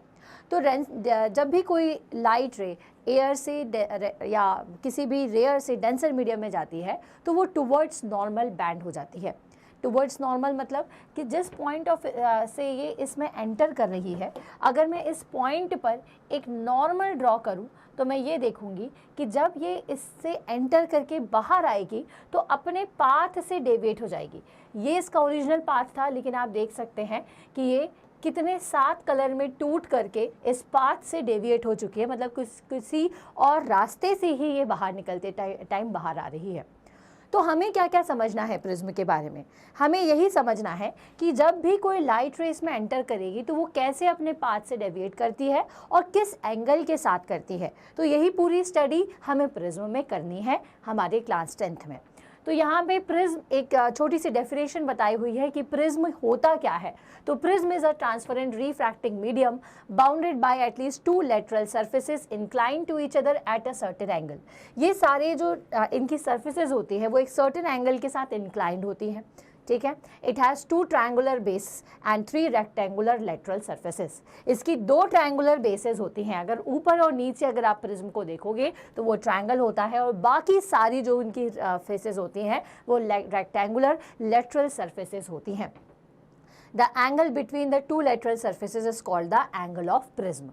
अगर मुझे angle of prism निकालना है तो this is angle of prism because this is the angle between 2 surfaces. तो 2 surfaces के बीच के एंगल को हम angle of prism कहते हैं और इसे A से डिनोट करते हैं। तो यहाँ पे आपको काम वाली चीज़ जो एग्जाम पॉइंट ऑफ व्यू से याद रखनी है कि एंगल ऑफ प्रिज्म क्या होता है, तो ये लाइन बहुत अच्छे से याद रखिएगा कि the angle between the 2 lateral surfaces is called angle of prism. Clear है। अब हम जानते हैं कि हमें और कौन सी चीज़ें जो इम्पॉर्टेंट है, जो हमें याद में रखनी है, ध्यान में रखनी है एग्ज़ाम के हिसाब से और प्रिज्म के हिसाब से। तो देखिए मान लीजिए कि यहाँ पर एक लाइट रे एंटर कर रही है PQ, ध्यान से देखिएगा। PQ लाइट रे एंटर कर रही है, लेकिन उसे जाना कैसे चाहिए था, इस तरह से सीधे निकलना चाहिए था, लेकिन वो बैंड हो गई। कैसे बैंड हो गई, तो हमने इस पॉइंट पर एक नॉर्मल ड्रॉ किया। नॉर्मल ड्रॉ करना आप सभी को आता ही होगा। यहाँ पर हमने नॉर्मल ड्रॉ किया तो ये देखा कि जब ये इस तरह से जानी थी तो अपने नॉर्मल की तरफ बैंड हो जाएगी। सीधे जानी थी लेकिन कैसी बैंड हो गई है, इस तरह से बैंड हो गई। अब पूरे प्रिज्म में ऐसे ही चलेगी और जब बाहर जाएगी तो क्या होगा, अब ये आपका रेयर मीडियम है, ये आपका डेंसर मीडियम है, और जब लाइट रे डेंसर से रेयर मीडियम में जाती है तो अवे फ्रॉम नॉर्मल शिफ्ट होती है। अब जब मैंने फिर से यहाँ पर नॉर्मल ड्रॉ किया तो मुझे इस तरह से लाइट रे शिफ्ट होती हुई नज़र आई है। ठीक है, अब मैंने सारे डायग्राम बना लिया, पूरी सारी लाइट रे को बना लिया। फिर मैंने देखा कि इन सभी के बीच में एंगल बन रहे हैं। जैसे यहाँ पर एक एंगल बन रहा है, एक एंगल यहाँ बन रहा है, ठीक है, और एक एंगल जो कि यहाँ से एक्चुअल पाथ जो होना था आपकी लाइट रे का, मतलब जैसे सीधी जानी चाहिए थी लेकिन बैंड हो गई, तो जिस रास्ते से वो सीधे जाएगी उसको और जिस रास्ते से वो बाहर गई है उसे अगर मैं मिला दूँ तो मुझे यहाँ पर एक एंगल मिलता है जिसे हम कहते हैं एंगल ऑफ डेविएशन। ठीक है, इस रास्ते से बाहर आई है ऐसे और जाना कैसे चाहिए था, सीधे। तो मैंने क्या किया, इसको इस तरह से एक्सटेंड कर दिया और मिला दिया तो एक पॉइंट पर आकर के मिलती है जिसे हम कहते हैं एंगल ऑफ डेविएशन। वो एंगल क्या होगा, एंगल ऑफ डेविएशन, जिससे हमें ये पता चलता है कि कोई लाइट रे अपने एक्चुअल पाथ से कितना डेविएट हुई है। ठीक है, तो इस डायग्राम में आपको क्या क्या दिया हुआ है, यहाँ पे सारी चीज़ें मेंशन है। आप चाहें तो इसका एक स्क्रीनशॉट ले लें।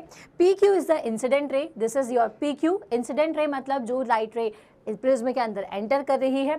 QM इज़ द रिफ्रैक्टेड रे, QM लाइट रे से ये रिफ्रैक्ट हुई। MR इज़ द एमर्जेंट रे, एमर्जेंट रे मतलब कि जो बाहर आती है। 3 नाम आपको बहुत अच्छे से याद रखना है, इंसिडेंट रे, इमर्जेंट रे एंड रिफ्रैक्टेड रे। रिफ्रैक्टेड मतलब कि किस एंगल के साथ ये रिफ्रैक्ट हुई है, कैसे रिफ्रैक्ट हुई है। तो QM इज़ द रिफ्रैक्टेड रे and PQ is incident ray and यहाँ से आपकी जो MR है दिस इज़ योर इमर्जेंट रे।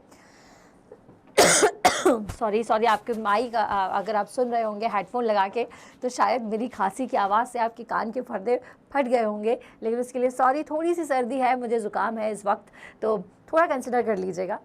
अब देखिए यहाँ पे 3 रेज हैं जैसा मैंने आपको बताया, एक तो इंसिडेंट रे, रिफ्रैक्टेड रे एंड इमर्जेंट रे। इन तीनों रे के बारे में हम जान गए। अब बारी आती है एंगल्स की। तो हमारे पास एंगल ऑफ प्रिज्म है। Where is the angle of prism, this is the angle of prism. 2 surface के बीच में बनने वाला angle is your angle of prism, ये याद रखना बच्चों। आगे आ जाओ, एंगल ऑफ इंसिडेंस। तो एंगल ऑफ इंसिडेंस कौन सा है, जिस एंगल के साथ ये मतलब जिस पॉइंट पर जाकर के इंसिडेंट होती है उस पॉइंट पर जब आप नॉर्मल ड्रॉ करोगे तो नॉर्मल और इस इंसिडेंट रे के बीच का जो एंगल होता है उसे हम कहते हैं एंगल ऑफ इंसिडेंट। देन उसके बाद होगा एंगल ऑफ रिफ्रैक्शन। तो जिस एंगल के साथ ये रिफ्रैक्ट हो रही है, ठीक है, नॉर्मल के साथ ही ये बनेगा। ये देखिए, ये आपका नॉर्मल है और ये आपकी रिफ्रैक्टेड रे है, तो इन दोनों के बीच में बनने वाला जो एंगल है वो आपका कहलाएगा एंगल ऑफ रिफ्रैक्शन। देन उसके बाद होता है एंगल ऑफ इमर्जेंस। तो जिस एंगल के साथ ये बाहर जा रही है और जिस पॉइंट से जा रही है उस पॉइंट पर अगर आप नॉर्मल बनाओगे तो बीच में एक आपको एंगल मिलेगा, that is your angle of emergence. Now angle of deviation. Deviation का मतलब होता है कि कितने एंगल के साथ डेविएट हुई। तो ये हमने कैसे निकाला, ये आपकी लाइट रे का एक्चुअल पाथ था, ठीक है, और आपकी लाइट रे अब इस पाथ से बाहर गई है। ठीक है, किस पाथ से बाहर गई बच्चों, ये वाले पाथ से बाहर गई है, ठीक है ना। तो अब जब मैं इन दोनों लाइट रे को इस तरह से मिला दूंगी तो जिस पॉइंट पर आकर के मिलेगी वहाँ पर अगर नॉर्मल ड्रॉ करेंगे तो आपको एक एंगल वहाँ पे मिलेगा जिसको हम कहते हैं angle D, which is the angle of deviation, जो आपको ये बताती है कि कितने एंगल के साथ कोई लाइट रे डेविएट हुई है। क्लियर है। सो in the given diagram, a ray light PQ is entering from air to glass at the first surface AB surface से एंटर हुई है। The light ray on refraction is bend towards the normal, उसके बाद bend हो गई। At the second surface AC the light ray enter from the glass to air, अब वापस glass से एयर हो गई है, so it bend away from the normal. जैसा मैंने आपको बताया कि भाई जब वो ग्लास से एयर में जाएगी तो अवे फ्रॉम नॉर्मल हो जाएगी। अब हमारे लिए जानना क्या ज़रूरी है, हमारे लिए जानना ज़रूरी है एंगल ऑफ डेविएशन। तो it is the angle eight which emergent रे extended backward makes the incident ray. ठीक है, ये किसके बीच में एंगल है, इमर्जेंट रे एंड इंसिडेंट रे के बीच का angle is angle of deviation, जो कि आपको ये बताता है कि कोई भी लाइट रे अपने पाथ से कितना डेविएट हुई है, किस एंगल के साथ डेविएट हुई है। It depends on angle of prism, it depends of angle of incidence and angle of emergence. ठीक है, ये जो एंगल डी है, ये जो एंगल ऑफ डेविएशन है, ये किन किन चीज़ों पर डिपेंड करेगा। ऑब्वियस सी बात है, किस एंगल के साथ कोई लाइट रे आ रही है और किस एंगल के साथ जा रही है, तो इसे कोई हम क्या कहेंगे, उसी पर ही ये डिपेंड करेगी। ठीक है, उससे इसकी वैल्यू में चेंजेस आएंगे और साथ ही साथ हमें इस एंगल को यहाँ से माइनस करना होगा, which is your angle of prism. ठीक है, तो अगर मैं एंगल ऑफ डेविएशन निकालूंगी तो वो क्या होगा, angle of incidence plus angle of emergence plus angle of minus angle of prism. ठीक है, तो ये पॉइंट आपको याद रखना है बच्चों बहुत अच्छे से। एंगल ऑफ डेविएशन क्या होता है, फिर से एक बार बता दूं, याद रख लीजिए that it is the angle between emergent रे and incident ray which shows that how much the incident ray bands from its actual path. Okay, now the value can be determined by the help of emergent angle, incident angle and the angle of prism. So हम कैसे निकालेंगे इसे, angle of D equals to angle I plus angle E minus angle A. A याद रखिएगा, minus करना है, वो क्या है, वो है angle of prism.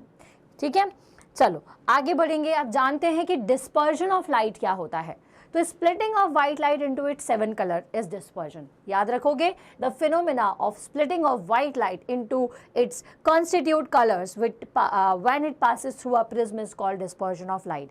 या प्रिज्म से चले जाए या फिर कभी भी जब लाइट रे किसी रेयर से डेंसर मीडियम पे जाती है तो वो अपने पाथ से डेविएट होती है और व्हाइट लाइट 7 कलर्स में टूट जाती है, स्प्लिट हो जाती है। इसी को हम कहते हैं डिस्पर्जन ऑफ लाइट।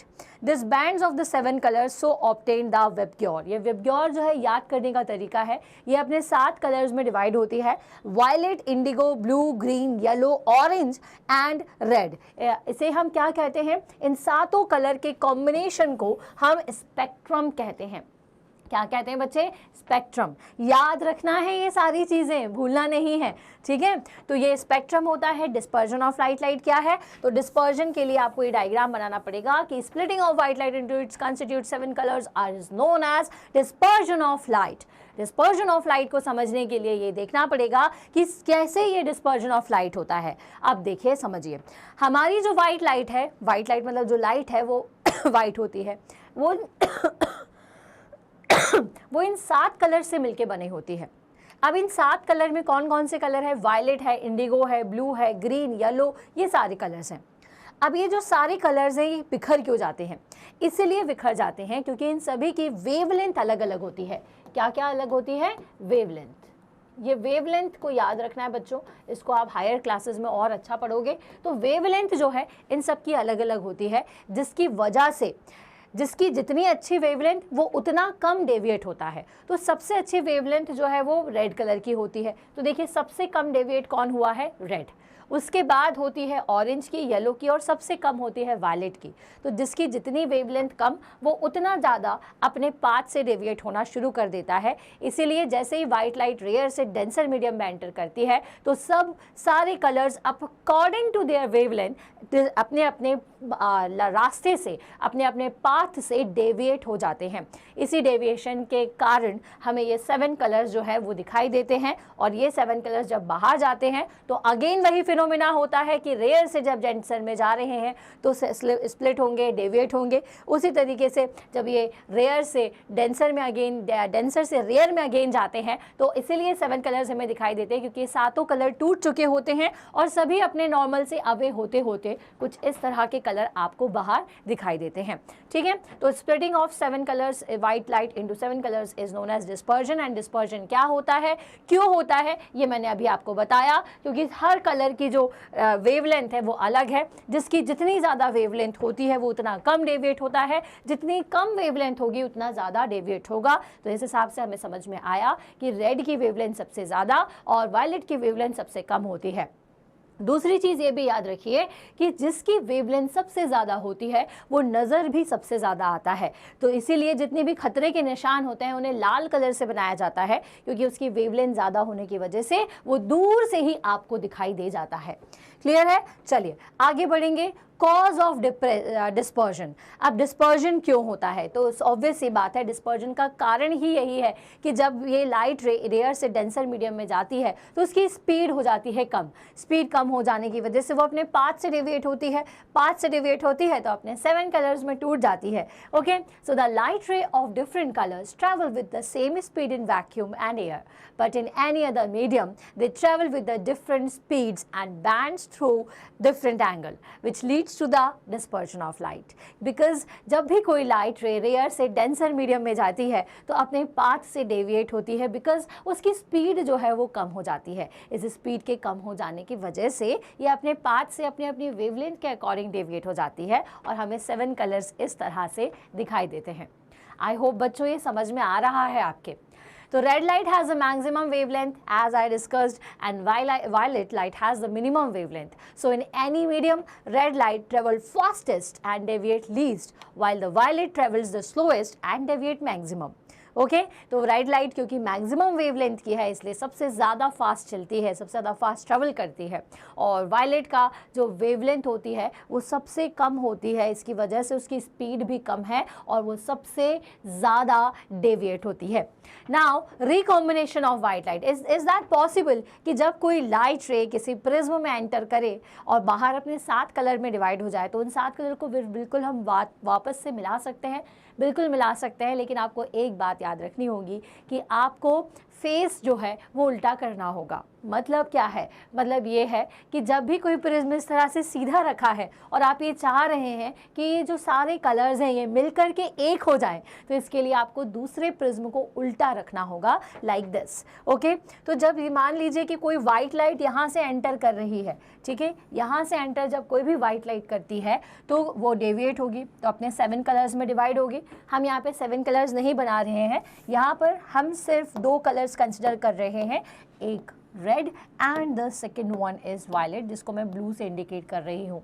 ओके, तो जब ये वापस बाहर जाएंगे तो व्हाट विल यू सी कि इस तरह से वायलेट आपको मिलेगा और इस तरह से रेड। अब मैंने अगर यहाँ पर कोई सरफेस रख दी है, उल्टी सरफेस रखी है, तो ये उल्टी सरफेस से क्या होंगे, ये कलर्स आए, यहाँ पे नॉर्मल बना, अब ये अपने नॉर्मल से दूर जाएंगी तो इस तरह से जाएगी, ये अपने नॉर्मल से दूर जाएगी तो इस तरह से जाएगी। ठीक है, तो अगर ऐसे ही प्रिज्म रख देते तो क्या होता, ऐसे ही रख देते तो ये मिलती नहीं और ज़्यादा डेविएट हो जाती। हमें दोनों को मिलाना था इसलिए हमने उल्टा किया ताकि जो ये नॉर्मल बनाए उससे किस तरह से डेविएट हो, जब वो उसके से दूर जाएंगी तो इस तरह से डेविएट होंगी और एक पॉइंट पर आकर के फिर मिल जाएंगी। और जब बाहर आएंगे कलर्स तो आपको कौन सी कलर की लाइट मिलेगी, आपको यहाँ से वाइट लाइट ही मिलेगी। ठीक है, तो न्यूटन शोज दैट, किसने बताया था ये? न्यूटन ने।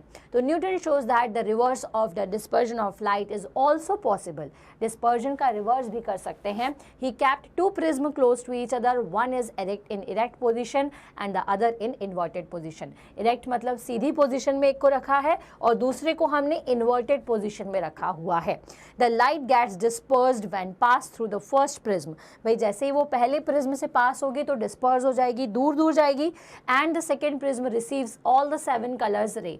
आप इसको एनिमेटेड फॉर्म में देख सकते हैं कि जब लाइट रे इस तरह से आएगी तो डिस्पर्स हो गई, मतलब कि अपने 7 कलर्स में ये टूट गई। टूटने के बाद जब ये सारे कलर्स दूसरी लाइट में जाते हैं बच्चों, तो देखो कितने प्यारी तरीके से मिल जाते हैं। तो ऑल द 7 कलर रे फ्रॉम फर्स्ट प्रिज्म, ये सारे क्या हो गए, पहले प्रिज्म में तो बिखर गए, and recombines them into original white light in second prism, दूसरे प्रिज्म में जाके व्हाइट लाइट में मिल जाते हैं। This observation shows that the sunlight is made up of the 7 colors. Any light that gives a spectrum similar to that of the sunlight is called white light. ठीक है, तो कोई भी लाइट, हर light में क्या होता है, 7 कलर्स होते हैं, तो हर लाइट क्या करती है, व्हाइट लाइट है, तो व्हाइट लाइट का मतलब क्या होगा कि इसके अंदर सभी में 7 कलर्स है। Now what is the reason behind the rainbow? अब रेनबो कब होता है? रेनबो जनरली होता है बारिश के टाइम पर। बारिश के टाइम में मतलब कि जब एटमॉस्फेयर में मॉइस्चर कंटेंट ज़्यादा हो और आपके सामने की तरफ सन हो, मतलब अगर मैं इस तरह से खड़ी हूँ तो मेरे सामने मुझे सूरज दिखाई देना चाहिए। ठीक है, अ rainbow is a natural spectrum appearing in A sky after a rain shower. Rain shower होने के बाद होता है। अब क्या होता है कि भाई अगर लाइट रे आ रही हैं, ठीक है, तो लाइट आई और लाइट आके क्या होगी, अब भाई मान लीजिए सन यहाँ है, सन की पोजीशन यहाँ है, अब उससे वाइट लाइट आई और व्हाइट लाइट आई ऊपर क्या है एयर में, पहले एयर थी लेकिन अब क्या है एयर के साथ में मॉइस्चर कंटेंट भी है, पानी की कंटेंट है, पानी की बूंदें हैं। और पानी की जो बूंद है, जो वाटर ड्रॉप्स होती हैं, वो एज कंपेयर टू एयर कैसी होती है बच्चों, डेंसर होती है। तो जब लाइट रे एयर से उस डेंसर मीडियम में जाएगी तो क्या होगा, लाइट जाती है तो उसके अंदर जाने के बाद रिफ्रैक्ट होती है, और साथ ही साथ रिफ्रैक्ट तो होती है, और जैसे ही लाइट किसी ड्रॉप के अंदर जाती है तो उसका टोटल इंटरनल रिफ्लेक्शन हो जाता है।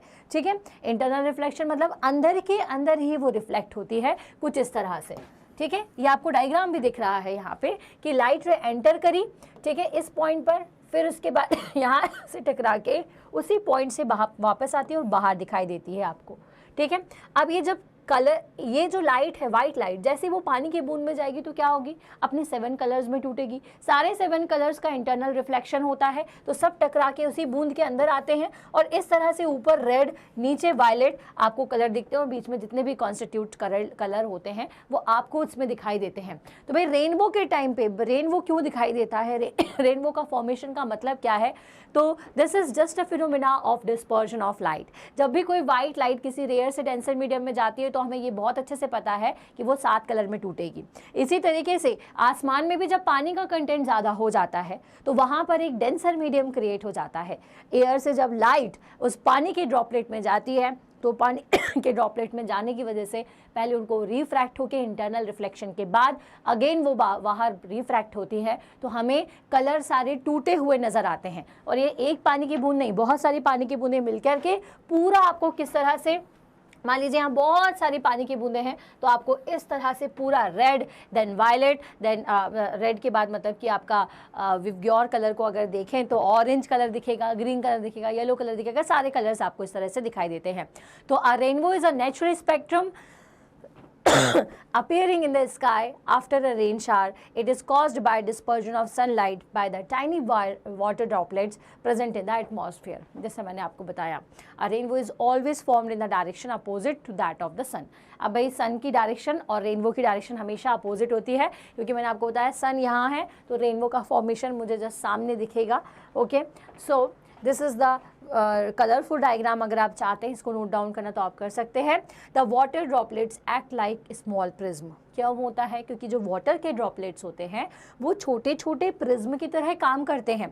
दे refract and disperse the incident sunlight, then reflect it internally and finally refract it again.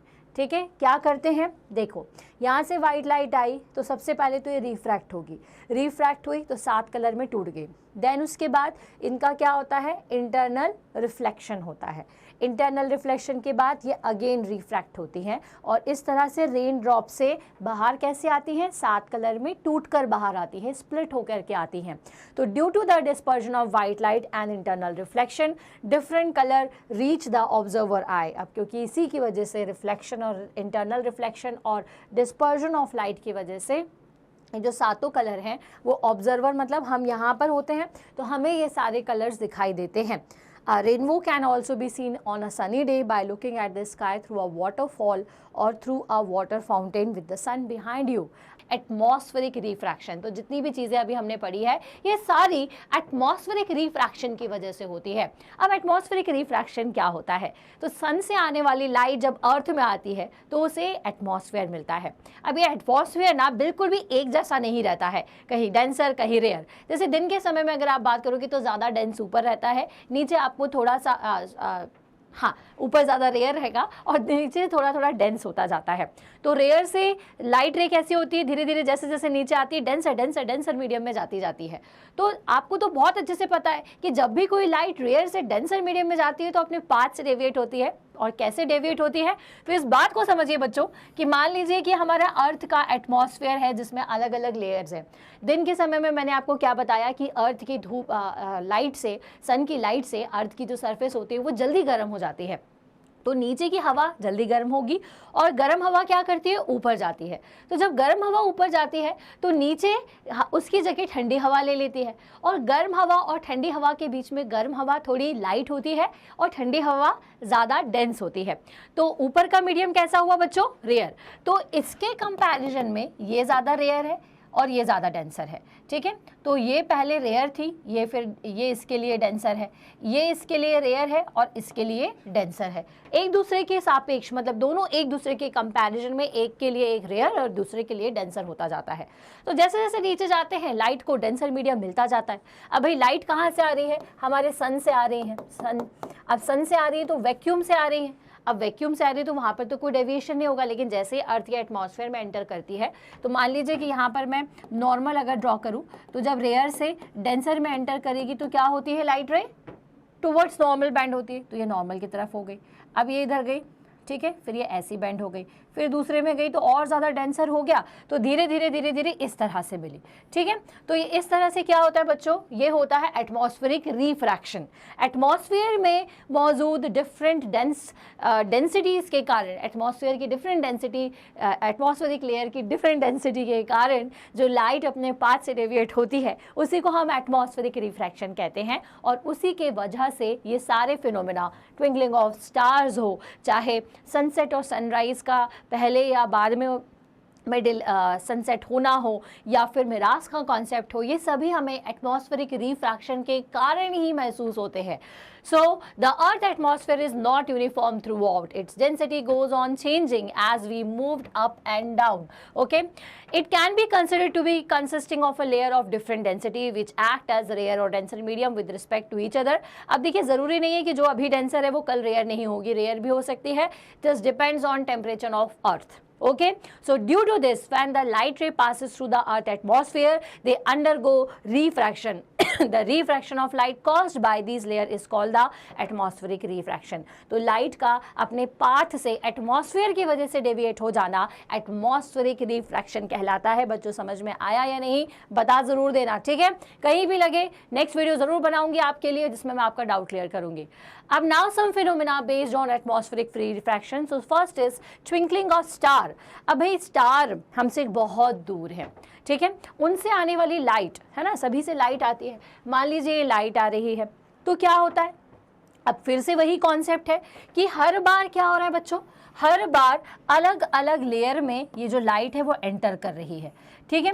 अब हर बार अलग अलग उसमें एंटर कर रही है तो हम जो ऑब्जर्वर हैं, मान लीजिए हम यहाँ पर खड़े हुए हैं तो हमें क्या लगता है कि जो लाइट है वो जो वहाँ पर स्टार के अंदर की लाइट है वो बंद चालू हो रही है, लेकिन ऐसा एक्चुअल में नहीं होता, क्योंकि पाथ कैसा होता है लाइट का, बार बार अपने पाथ से वो डेविएट होती जाती है। क्यों डेविएट होती है, यहाँ से लाइट आई, वही बात है, आई तो रेयर से डेंसर में आई, फिर उसके बाद डेविएट हुई, away from towards normal shift हुई, फिर टुवर्ड्स नॉर्मल शिफ्ट हुई, कहीं पर रेयर मिल गया, कहीं पर डेंसर मिल गया, तो जिसकी वजह से क्या होता है बच्चों कि वो अपने नॉर्मल पर या तो टुवर्ड्स जाती है या अवे जाती है, नॉर्मल से पास जाती है या अवे जाती है। तो ऐसे अलग अलग कई बार हमारे, मान लीजिए कि एक बार इस डायरेक्शन में हमारी आंखों में आ रही थी, अब इस डायरेक्शन में आई, फिर इस डायरेक्शन में आई है, फिर इस डायरेक्शन में आई, तो जिसकी वजह से हमें पाथ उसका क्योंकि बार बार चेंज होता है हमारी आंखों तक पहुंचने का, इस वजह से हमें ये लगता है कि स्टार जो है वो ट्विंकल कर रहे हैं। तो the twinkling of star is due to the atmospheric refraction of starlight. As the light from the star enters the earth atmosphere, it undergoes the refraction due to varying optical densities. अलग अलग optical densities की वजह से ये होता है of air at the various altitudes. Her altitude पर अलग अलग लेयर हमें मिलती है जिसकी वजह से जो स्टार है वो हमें चमकते हुए नज़र आते हैं। एक्चुअल में वो चमक नहीं रहे होते, लेकिन हमारे एटमॉस्फेयर की वजह से हमें ऐसे ट्विंकल करते हुए नज़र आते हैं। तो the continuously changing atmosphere refracts the light by different amount. In this way, the star light reaching eye increases or decreases continuously and star appear twinkle at night. भैया क्योंकि देखो लाइट क्या होती है, हमें कैसे दिखाई देती है, कभी इधर जाती हुई कभी इधर जाती हुई, तो हमें क्या लगता है कंटिन्यूसली उसकी लाइट के पाथ में चेंजेस होते हैं, अमाउंट में चेंजेस होते हैं, जिसकी वजह से हमें वो ट्विंकल करती हुई दिखाई देती है। अब यहाँ पे ना एक दूसरा कॉन्सेप्ट छुपा हुआ है, और ये कॉन्सेप्ट क्या है, star seems higher than they actually are. जहाँ स्टार्स की पोजीशन से ज़्यादा का हमें उसकी पोजीशन दिखती है। अब ऐसा क्यों होता है, तो this is because of the refractive index, ठीक है। रिफ्रैक्टिव इंडेक्स की वजह से, रिफ्रैक्टिव इंडेक्स हम सभी ने पढ़ा हुआ था कि कितने एक्सटेंट पर किसी मीडियम में लाइट रे एक्सटेंड वो कर रही है, डेविएट हो रही है, उसे रिफ्रैक्टिव इंडेक्स कहते हैं हम, ठीक है। स्पीड ऑफ लाइट जिसकी मदद से हम निकाल सकते हैं। तो जैसे जैसे हम ऊपर से नीचे की तरफ आते हैं रिफ्रैक्टिव इंडेक्स बढ़ता जाता है। रिफ्रैक्टिव इंडेक्स बढ़ता जाएगा मतलब कि और ज़्यादा डेंसर मीडियम में हम जाते जाएंगे, ठीक है। अब देखो स्टार के एक्चुअल कहाँ है, स्टार यहाँ पर है। अब इसकी लाइट यहाँ पर आई, ठीक है, यहाँ तक आ गई। अब यहाँ पर हमने नॉर्मल ड्रॉ किया। अब ये क्या था, डेंसर मीडियम था, तो ये अपने पाथ से कैसी होगी, पाथ की तरफ इस तरह से डेविएट होगी। फिर यहाँ आई तो फिर ये डेविएट होगी, फिर ये आई, फिर ये डेविएट होगी। तो ये डेविएट होते होते होते होते जब हमारी आंखों तक पहुँचती है बच्चों, तो क्या होता है, जब ये हमारी आंखों तक पहुंचती है तो इस पोजीशन में पहुंचती है कि हमें ऐसा नज़र आता है ये वाली पोजीशन में, ठीक है। और हमारी आंखें क्या पाथ ट्रेस करती हैं, हमारी आंखें पाथ ट्रेस कर लेती हैं जो लास्ट में हमारे पास लाइट आई, तो हमें क्या लगता है कि स्टार यहाँ पर है, ठीक है। तो as the light from a star enter the earth atmosphere, जैसे ही कोई लाइट अर्थ के एटमॉस्फेयर में किसी स्टार से आती है तो क्या होता है, it undergoes refraction and bends towards the normal each time due to the atmospheric refraction. Atmospheric refraction की वजह से हर बार वो अपने नॉर्मल की तरफ बैंड होती है। Therefore apparent position of the star is slightly different from its actual position, जिसकी वजह से क्या होता है कि जो इसकी एक्चुअल पोजीशन होती है उससे उसकी अपैरेंट पोजीशन काफ़ी अलग नज़र आती है। एक बार और बच्चों ध्यान से देखो इस बात को, लाइट यहाँ पर आई, ठीक है, ये हमने नॉर्मल ड्रॉ किया, ये इधर गई, ये नॉर्मल ड्रॉ किया, ये इधर गई, ठीक है, फिर ये यहाँ गई, फिर नॉर्मल ड्रॉ किया, ये इधर गई, फिर आया। तो देखिए नॉर्मल ड्रॉ करते करते जब फाइनली और इस नॉर्मल की तरफ आएगी तो अगर मैं ऑब्जर्वर यहाँ खड़ा हुआ है तो वो क्या ट्रेस करेगा, ये आखिरी वाली लाइन को ट्रेस करेगा। तो अगर मैं इस लाइन को भी ट्रेस करूँगी तो स्टार की पोजीशन मुझे कहाँ नज़र आएगी, यहाँ, लेकिन एक्चुअल में कहाँ है वो, यहाँ पर है। तो देखिए अपेरेंट पोजीशन और एक्चुअल पोजीशन, अपेरेंट मतलब जो हमें दिखाई दे रही है और एक्चुअल जो उसकी एक्चुअल पोजीशन है, तो उससे हमें हमेशा स्लाइटली ऊपर की तरफ दिखाई देते हैं। The star appear to be slightly higher than at its actual position when viewed near the horizon। जब आप horizon से देखते हो, horizon का मतलब क्या होता है बच्चों, horizon का मतलब ये होता है, horizon बेसिकली इसको प्रोनाउंसिएशन है, अर्थ और स्काई जहाँ पर आपको लगता है कि भाई अब ये पूरा मिल चुका है, एंड हो चुका है। जैसे आप खड़े हो तो आपको लगता है ना कि भाई हाँ यहाँ तक आपका स्काई गया, वो होता है horizon, ठीक है।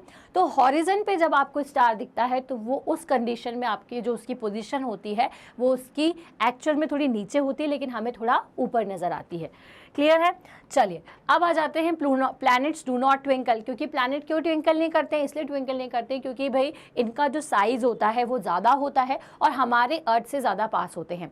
अब जैसे आपके घर के बाहर आप देखो तो किसी के घर के बिल्कुल गेट पे बल्ब लगा हुआ है और किसी का दूर कहीं बल्ब दिखता है आपको, तो वो आपको कैसा दिखता है, थोड़ा हल्का सा चमकता हुआ जैसे स्टार होता है वैसा नज़र आता है। लेकिन जो पास वाला बल्ब होता है वो कैसा दिखता है, एकदम भक्क लाइट, मतलब एकदम आपको बिना किसी ट्विंकलिंग के वो लाइट दिखाई देती है। ऐसा इसलिए क्योंकि वो आपके पास है और वो ज़्यादा बड़ा आपको नज़र आ रहा है, और जो दूर है उसकी पोजीशन कैसी लगेगी, वो थोड़ा छोटा नज़र आएगा और रिफ्रैक्शन वहाँ पर होगा। तो क्योंकि भैया जो प्लैनेट्स है वो हम ज़्यादा बड़े साइज़ के हैं and much closer to the earth, और अर्थ से ज़्यादा पास है, तो then stars they can be considered as a collection of large number of point size source of light. तो वो एक्चुअल में एक सोर्स ऑफ लाइट की तरह होते हैं। वो इस तरह से आपके ट्विंकल नहीं करते, वो छोटे से इस तरह से एक डॉट के समान आपको दिखाई देते हैं। The total variation in the amount of light entering our eye from all these individual point size source will average out to 0 which is nullify the twinkling effect. मतलब कि ट्विंकलिंग इफेक्ट ऐसा नहीं इनमें होता है, लेकिन इतना माइनर होता है कि हम उसे 0 ही मानते हैं और वो हमें ट्विंकल करता हुआ ज़्यादा नज़र नहीं आता है। So therefore planets do not twinkle. तो प्लैनेट इसीलिए इसी कारण से ट्विंकल नहीं करते हैं। अब एक और रीज़न भाई एटमॉस्फेरिक रिफ्रैक्शन का, जो कि है advance sunrise and delayed sunset.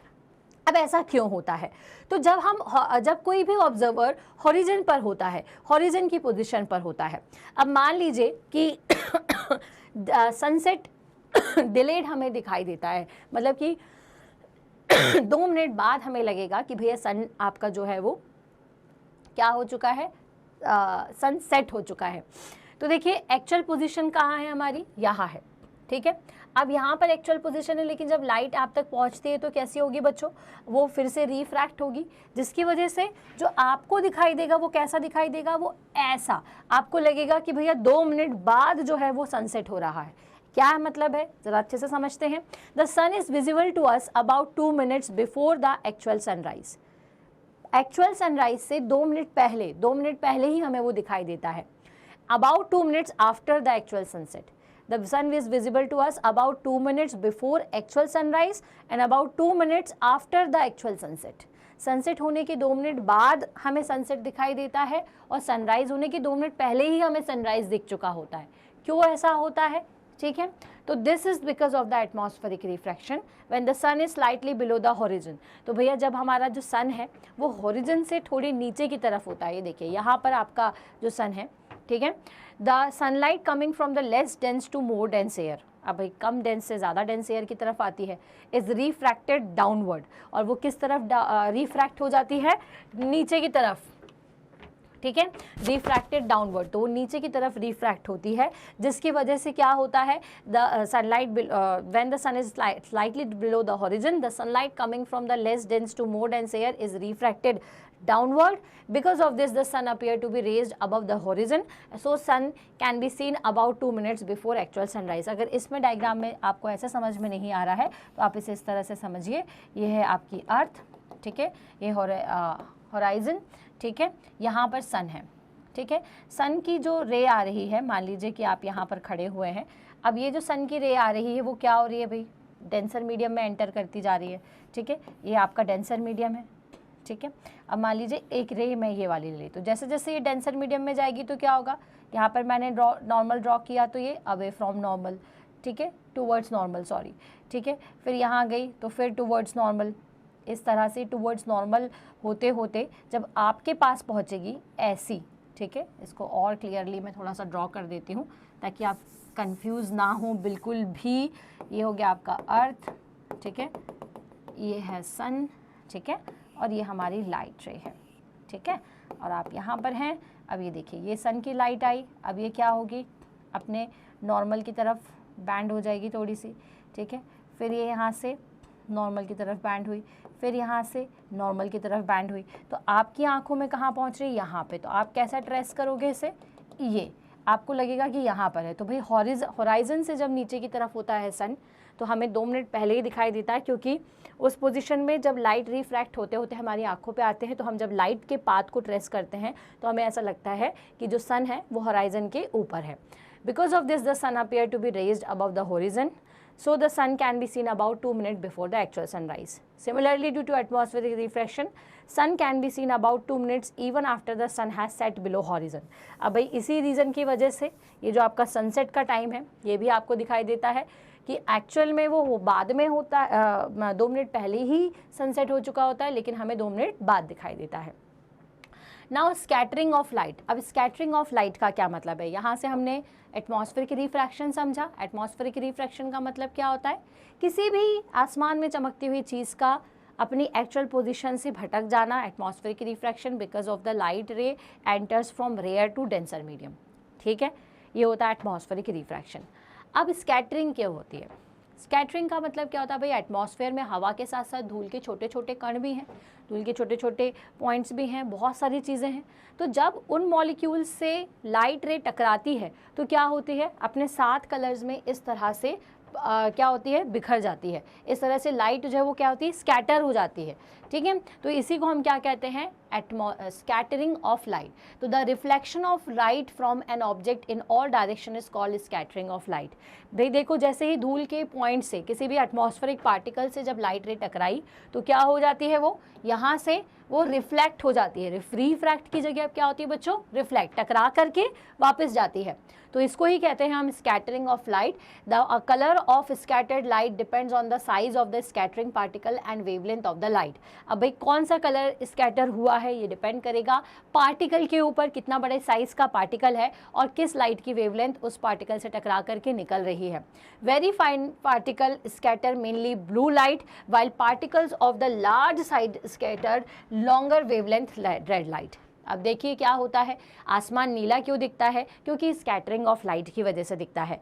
Light में, हमारी एटमॉस्फेयर में छोटे छोटे मॉलिक्यूल्स हैं, जब लाइट उनसे टकराएगी तो क्या होगा, लाइट अपने स्कैटर हो जाएगी, बिखर जाएगी, टकरा करके जाएगी। और ज़्यादा किस कलर में बिखरेगी? जिसकी कम वेवलेंथ है, तो ब्लू कलर ज़्यादा बिखर जाता है, क्योंकि छोटे छोटे पार्टिकल्स ज़्यादा हैं, तो सारे पार्टिकल्स से टकरा करके जब लाइट आती है तो आसमान आपको नीला नज़र आता है। अगर ज़्यादा साइज होगा तो क्या दिखाई देगा? रेड कलर दिखाई देगा। तो if the size of the scattering particle is large enough then scattered light may even appear white. और अगर बहुत ज़्यादा लार्ज पार्टिकल से टकरा रही है तो आपको कैसी नज़र आती है लाइट रे? वाइट नज़र आती है। Now Tyndall effect. Tyndall effect का मतलब वही थोड़ा सा स्कैटरिंग ऑफ लाइट से मिलता जुलता ही होता है। जैसे कि आपने एक सॉल्यूशन लिया, उस सॉल्यूशन में आप जब आप लाइट की बीम को पास करते हो, ठीक है, तो जो उसके पार्टिकल्स होते हैं लाइट के, वो स्कैटर नहीं होते। लेकिन एक सॉल्यूशन में जिसमें पार्टिकल उसके कोलाइडल सॉल्यूशन होता है, जिसमें कोलाइडल सॉल्यूशन का मतलब क्या? एक ऐसा सॉल्यूशन है जो एकदम छोटे छोटे पार्टिकल्स के साथ में है, एक ऐसा सॉल्यूशन है जिसमें पार्टिकल थोड़े से बड़े बड़े हैं। तो वहाँ पे जाकर के लाइट क्या होती है, वो सॉल्यूशन पहली बात तो कोलाइडल सॉल्यूशन कहलाता है। और जब लाइट रे ऐसे सॉल्यूशन में एंटर करती है तो क्या होता है, वो अपने स्कैटर हो जाती है, बिखर जाती है। तो इसी को ही हम कहते हैं टाइंडल effect. A beam of light passing through a true solution is not scattered. The scattering of light when it passes through a colloidal solution is called the Tyndall effect. जो जब वो किसी colloidal solution से जाती है तो उसी को हम Tyndall effect कहते हैं। The Earth atmosphere is heterogeneous mixture of a minute particle of smoke, tiny water droplets, suspended particle of dust and molecule of air which becomes visible due to scattering of light. अब जैसे कि आप किसी अंधेरे कमरे में बैठे हुए हो, अंधेरे कमरे में आपको धूल के छोटे छोटे छोटे छोटे पार्टिकल्स नज़र आते हैं, डस्ट पार्टिकल्स नज़र आते हैं। तो क्यों नज़र आ रहे हैं? क्योंकि लाइट वहाँ पे टकराई है और वापस गई है। और जब भी लाइट रे स्कैटर होती है, रिफ्लेक्ट होती है, तो आपको दिखाई देना शुरू हो जाती है। तो वहाँ पे पार्टिकल्स थोड़े ज़्यादा हैं, इसलिए आपको पार्टिकल्स नज़र आना शुरू हो जाते हैं। तो this is called the Tyndall effect of light. Why the colour of sky is blue? क्यों ब्लू कलर नज़र आता है? तो देखिए वही स्कैटरिंग ऑफ लाइट की वजह से। तो जब भी the scattering of blue light by gas molecule in the atmosphere, atmosphere में छोटे छोटे गैस के मॉलिक्यूल है, लाइट रे गई, उनसे टकराई, तो ज़्यादा कलर किसका फैलेगा? कौन सी लाइट में ज़्यादा कलर आपकी लाइट टूटेगी? सबसे कम वेवलेंथ की। तो इसलिए ब्लू कलर आपको ज़्यादा आसमान का ब्लू वॉयलेट कलर से मिक्सचर एक कलर आपको दिखाई देता है। तो during the day time the sky appear blue, this is because the size of the particle in atmosphere is smaller than the wavelength of the visible light. Visible light की wavelength से जो आपके atmosphere में particles होते हैं वो काफ़ी smaller होते हैं। They scatter the light of shorter wavelength, ठीक है। जब एटमॉस्फेयर में छोटे छोटे पार्टिकल्स होंगे तो वो क्या करेंगे? छोटे छोटे पार्टिकल्स छोटी वेवलेंथ को ज़्यादा स्कैटर करते हैं। The scattered blue light enter our eye. It should be noted that the sky appear black to the passenger flying at higher altitude because the scattering of light is not prominent at such height due to the absence of particle। भैया जो बहुत ऊपर हवाई जहाज में बैठे हुए हैं, ठीक है, या और ऊपर बहुत ज़्यादा हाइट में है कहीं पर, तो क्या होगा? उनको ब्लैक नज़र आएगा। क्यों नज़र आएगा? क्योंकि वो जो पार्टिकल्स हैं वो इतनी ऊपर सस्पेंड या जा नहीं सकते हैं हवा के साथ में। तो जहाँ पर पार्टिकल नहीं होंगे वहाँ पर स्कैटरिंग नहीं होगी, जिसकी वजह से आपको ब्लैक ही नज़र आएगा, ब्लू नज़र नहीं आएगा। Colour of sun at sunrise and sunset. अब भाई सनसेट और सनराइज के समय पर आपको कलर कैसा दिखाई देता है? तो at sunrise and sunset the sun and the sky appeared red. अब रेड दिखाई देता है। क्यों रेड दिखाई देता है? Light from the sun near the horizon passes through the thicker layer of air and cover the larger distance atmosphere before reaching our eyes. तो देखिए रीज़न क्या है, इसको बहुत आसान तरीके से समझते हैं। अब भाई हम यहाँ पर अर्थ पे हैं, ठीक है, अब अर्थ रोटेट कर रही है, हम यहाँ पर पहुँचते हैं। तो जब आप सन के साथ एक ऐसा कोऑर्डिनेशन, हम सन मान लीजिए आपका यहाँ है, आप घूम रहे हो, अब आप एक ऐसी पोजीशन पे आ गए हो, ठीक है, जहाँ पे सन आपके डायरेक्ट ऊपर है, बिल्कुल पास में है। तो इस टाइम पे क्या होगा कि जो लाइट आएगी ना वो पार्टिकल से स्कैटर नहीं होगी, तो पूरी लाइट आपको वाइट दिखेगी। अब बारी आती है कि आप किस पोजीशन पे हो सन के साथ में, ये वाली पोजीशन, जब वो हॉरिजन के नीचे है, ठीक है। तो हॉरिजन के जब नीचे होता है तो हमसे काफ़ी दूरी पर सन हो जाता है। तो जब इतनी दूरी पर सन होता है तो उससे आने वाली लाइट आई, ठीक है, मान लीजिए कि उससे आने वाली ये वाइट लाइट आ रही है, ठीक है। लेकिन जैसे ही वो एटमॉस्फेयर में आएगी तो उसको बहुत सारी लेयर्स को पास करना पड़ेगा, ठीक है। अब यहाँ पे फाइन फाइन पार्टिकल्स भी हैं। अब जब वाइट लाइट आती है तो वो क्या होगी, इसका डेंसर मीडियम में जाने की वजह से क्या होगा, रेयर से डेंसर में जाने की वजह से वो बैंड भी होगी और साथ ही साथ उसके साथ क्या हो जाएगा, उसके साथ डिस्पर्जन भी होगा, ठीक है। और इसके बाद इसके साथ स्कैटरिंग भी होगी। तीनों चीज़ें एक साथ होने लग जाती हैं, ठीक है। अब देखो बैंड होने की वजह से तो वो बैंड हो गई तो हमें उससे सन की पोजीशन अलग लगती है, वो हम एक अलग बात है। डिस्पर्जन की वजह से वो अपने साथ कलर में टूट जाती है। और स्कैटरिंग की वजह से क्या होता है कि यहाँ पे जो छोटे छोटे पार्टिकल्स हैं वो उसके बाकी कलर्स को गायब कर देते हैं, टकराएंगे कलर्स और वहीं कहीं मिक्स हो जाते हैं, गायब हो जाते हैं। और हमारी आंखों तक सिर्फ कौन सा पहुँच पाता है इस पोजिशन पे, हमारी आंखों पे सिर्फ और सिर्फ रेड कलर पहुँच पाता है। क्यों? क्योंकि उसकी वेवलेंथ ज़्यादा है, वो छोटे पार्टिकल इसको स्कैटर नहीं कर पाते, फैला नहीं पाते हैं। बाकी कलर्स फैल जाएंगे लेकिन रेड कलर नहीं फैलेगा, जिसकी वजह से जब सनसेट और सनराइज होता है तो उस दौरान हमें आसमान का रंग और जो सूरज है वो भी एकदम लाल नजर आता है। तो क्या कारण है कि क्यों सनसेट और सनराइज के समय हमें जो कलर है वो कैसा रेड दिखाई देता है? क्योंकि जो सन है वो होराइजन पर होता है। होराइजन मतलब कि हमसे काफ़ी दूरी की डिस्टेंस पर होता है। उस होराइजन के कंडीशन पे सन से आने वाली लाइट जब अर्थ पर आती है तो उसे ज़्यादा डिस्टेंस कवर करना होता है, तो वो ज़्यादा रिफ्रैक्ट होती है, ज़्यादा बैंड होती है। दूसरी चीज़, जब बैंड हो जाती है, 7 कलर में टूट जाती है, तो ज़्यादा छोटे छोटे पार्टिकल्स छोटी वेवलेंथ के कलर्स को स्कैटर कर देते हैं, वहीं गायब कर देते हैं, और सिर्फ बड़ी वेवलेंथ का कलर रेड कलर को वो स्कैटर नहीं कर पाते हैं। और इसीलिए जब वो कलर आपकी आंखों तक आता है तो आपको सिर्फ रेड कलर दिखाई देता है पूरे वाइट कलर से। इसलिए सन का कलर और आसमान का कलर हमें लाल दिखाई देता है। और इसी टाइम पर हमारा वही वाला फिनोमिना कि सनराइज पहले और सनसेट हमें 2 मिनट बाद दिखाई देता है। तो this is the reason behind the colour of sun at sunrise and sunset is red. So near the horizon most of the blue light and shorter wavelength light ray are scattered away by the particle. Therefore the light that reaches our eye is of longer wavelength. This gives rise to the reddish appearance of the sun and the sky. However the noon, अब नून के time में क्या होता है बच्चों, the light from the sun overhead would travel relatively shorter distance, so it appear white as the only the little of the blue and violet colours are scattered. अब देखो क्या होता है, अब आफ्टरनून के समय में बिल्कुल हमारे ऊपर है सन. अब ऊपर सन है तो क्या होगा कि एकदम डायरेक्ट ज़्यादा कम डिस्टेंस उसको ट्रैवल करना पड़ेगा. कम डिस्टेंस ट्रैवल करेगा तो उसको बैंड भी कम होना पड़ेगा, कम बैंड होगा तो स्कैटर उसका जो सिर्फ और सिर्फ ब्लू कलर है, छोटे छोटे पार्टिकल्स क्या करेंगे, सिर्फ ब्लू कलर को स्कैटर कर पाएंगे. और स्कैटर होने के बाद वो सारे ब्लू कलर कैसे हो जाएंगे, फैल जाते हैं और पूरा वाइट लाइट जो है हमारे ऊपर आती है. ठीक है. क्योंकि ज़्यादा डिस्टेंस कवर करना नहीं है तो ज़्यादा डिस्टेंस नहीं कवर कर रहे हैं तो आ गए सारे के सारे कलर, लेकिन स्कैटर हो गए. किसकी वजह से, छोटे पार्टिकल्स की वजह से. लेकिन वाइट लाइट में से बाकी जो ऑरेंज, येलो या रेड कलर है उनकी ज़्यादा वेवलेंथ है तो वो स्कैटर नहीं होंगे. तो दिन के समय में इसलिए हमें सूरज एकदम कैसा दिखाई देता है, एकदम वाइट दिखाई देता है, और दूसरी चीज़ आसमान नीला दिखाई देता है.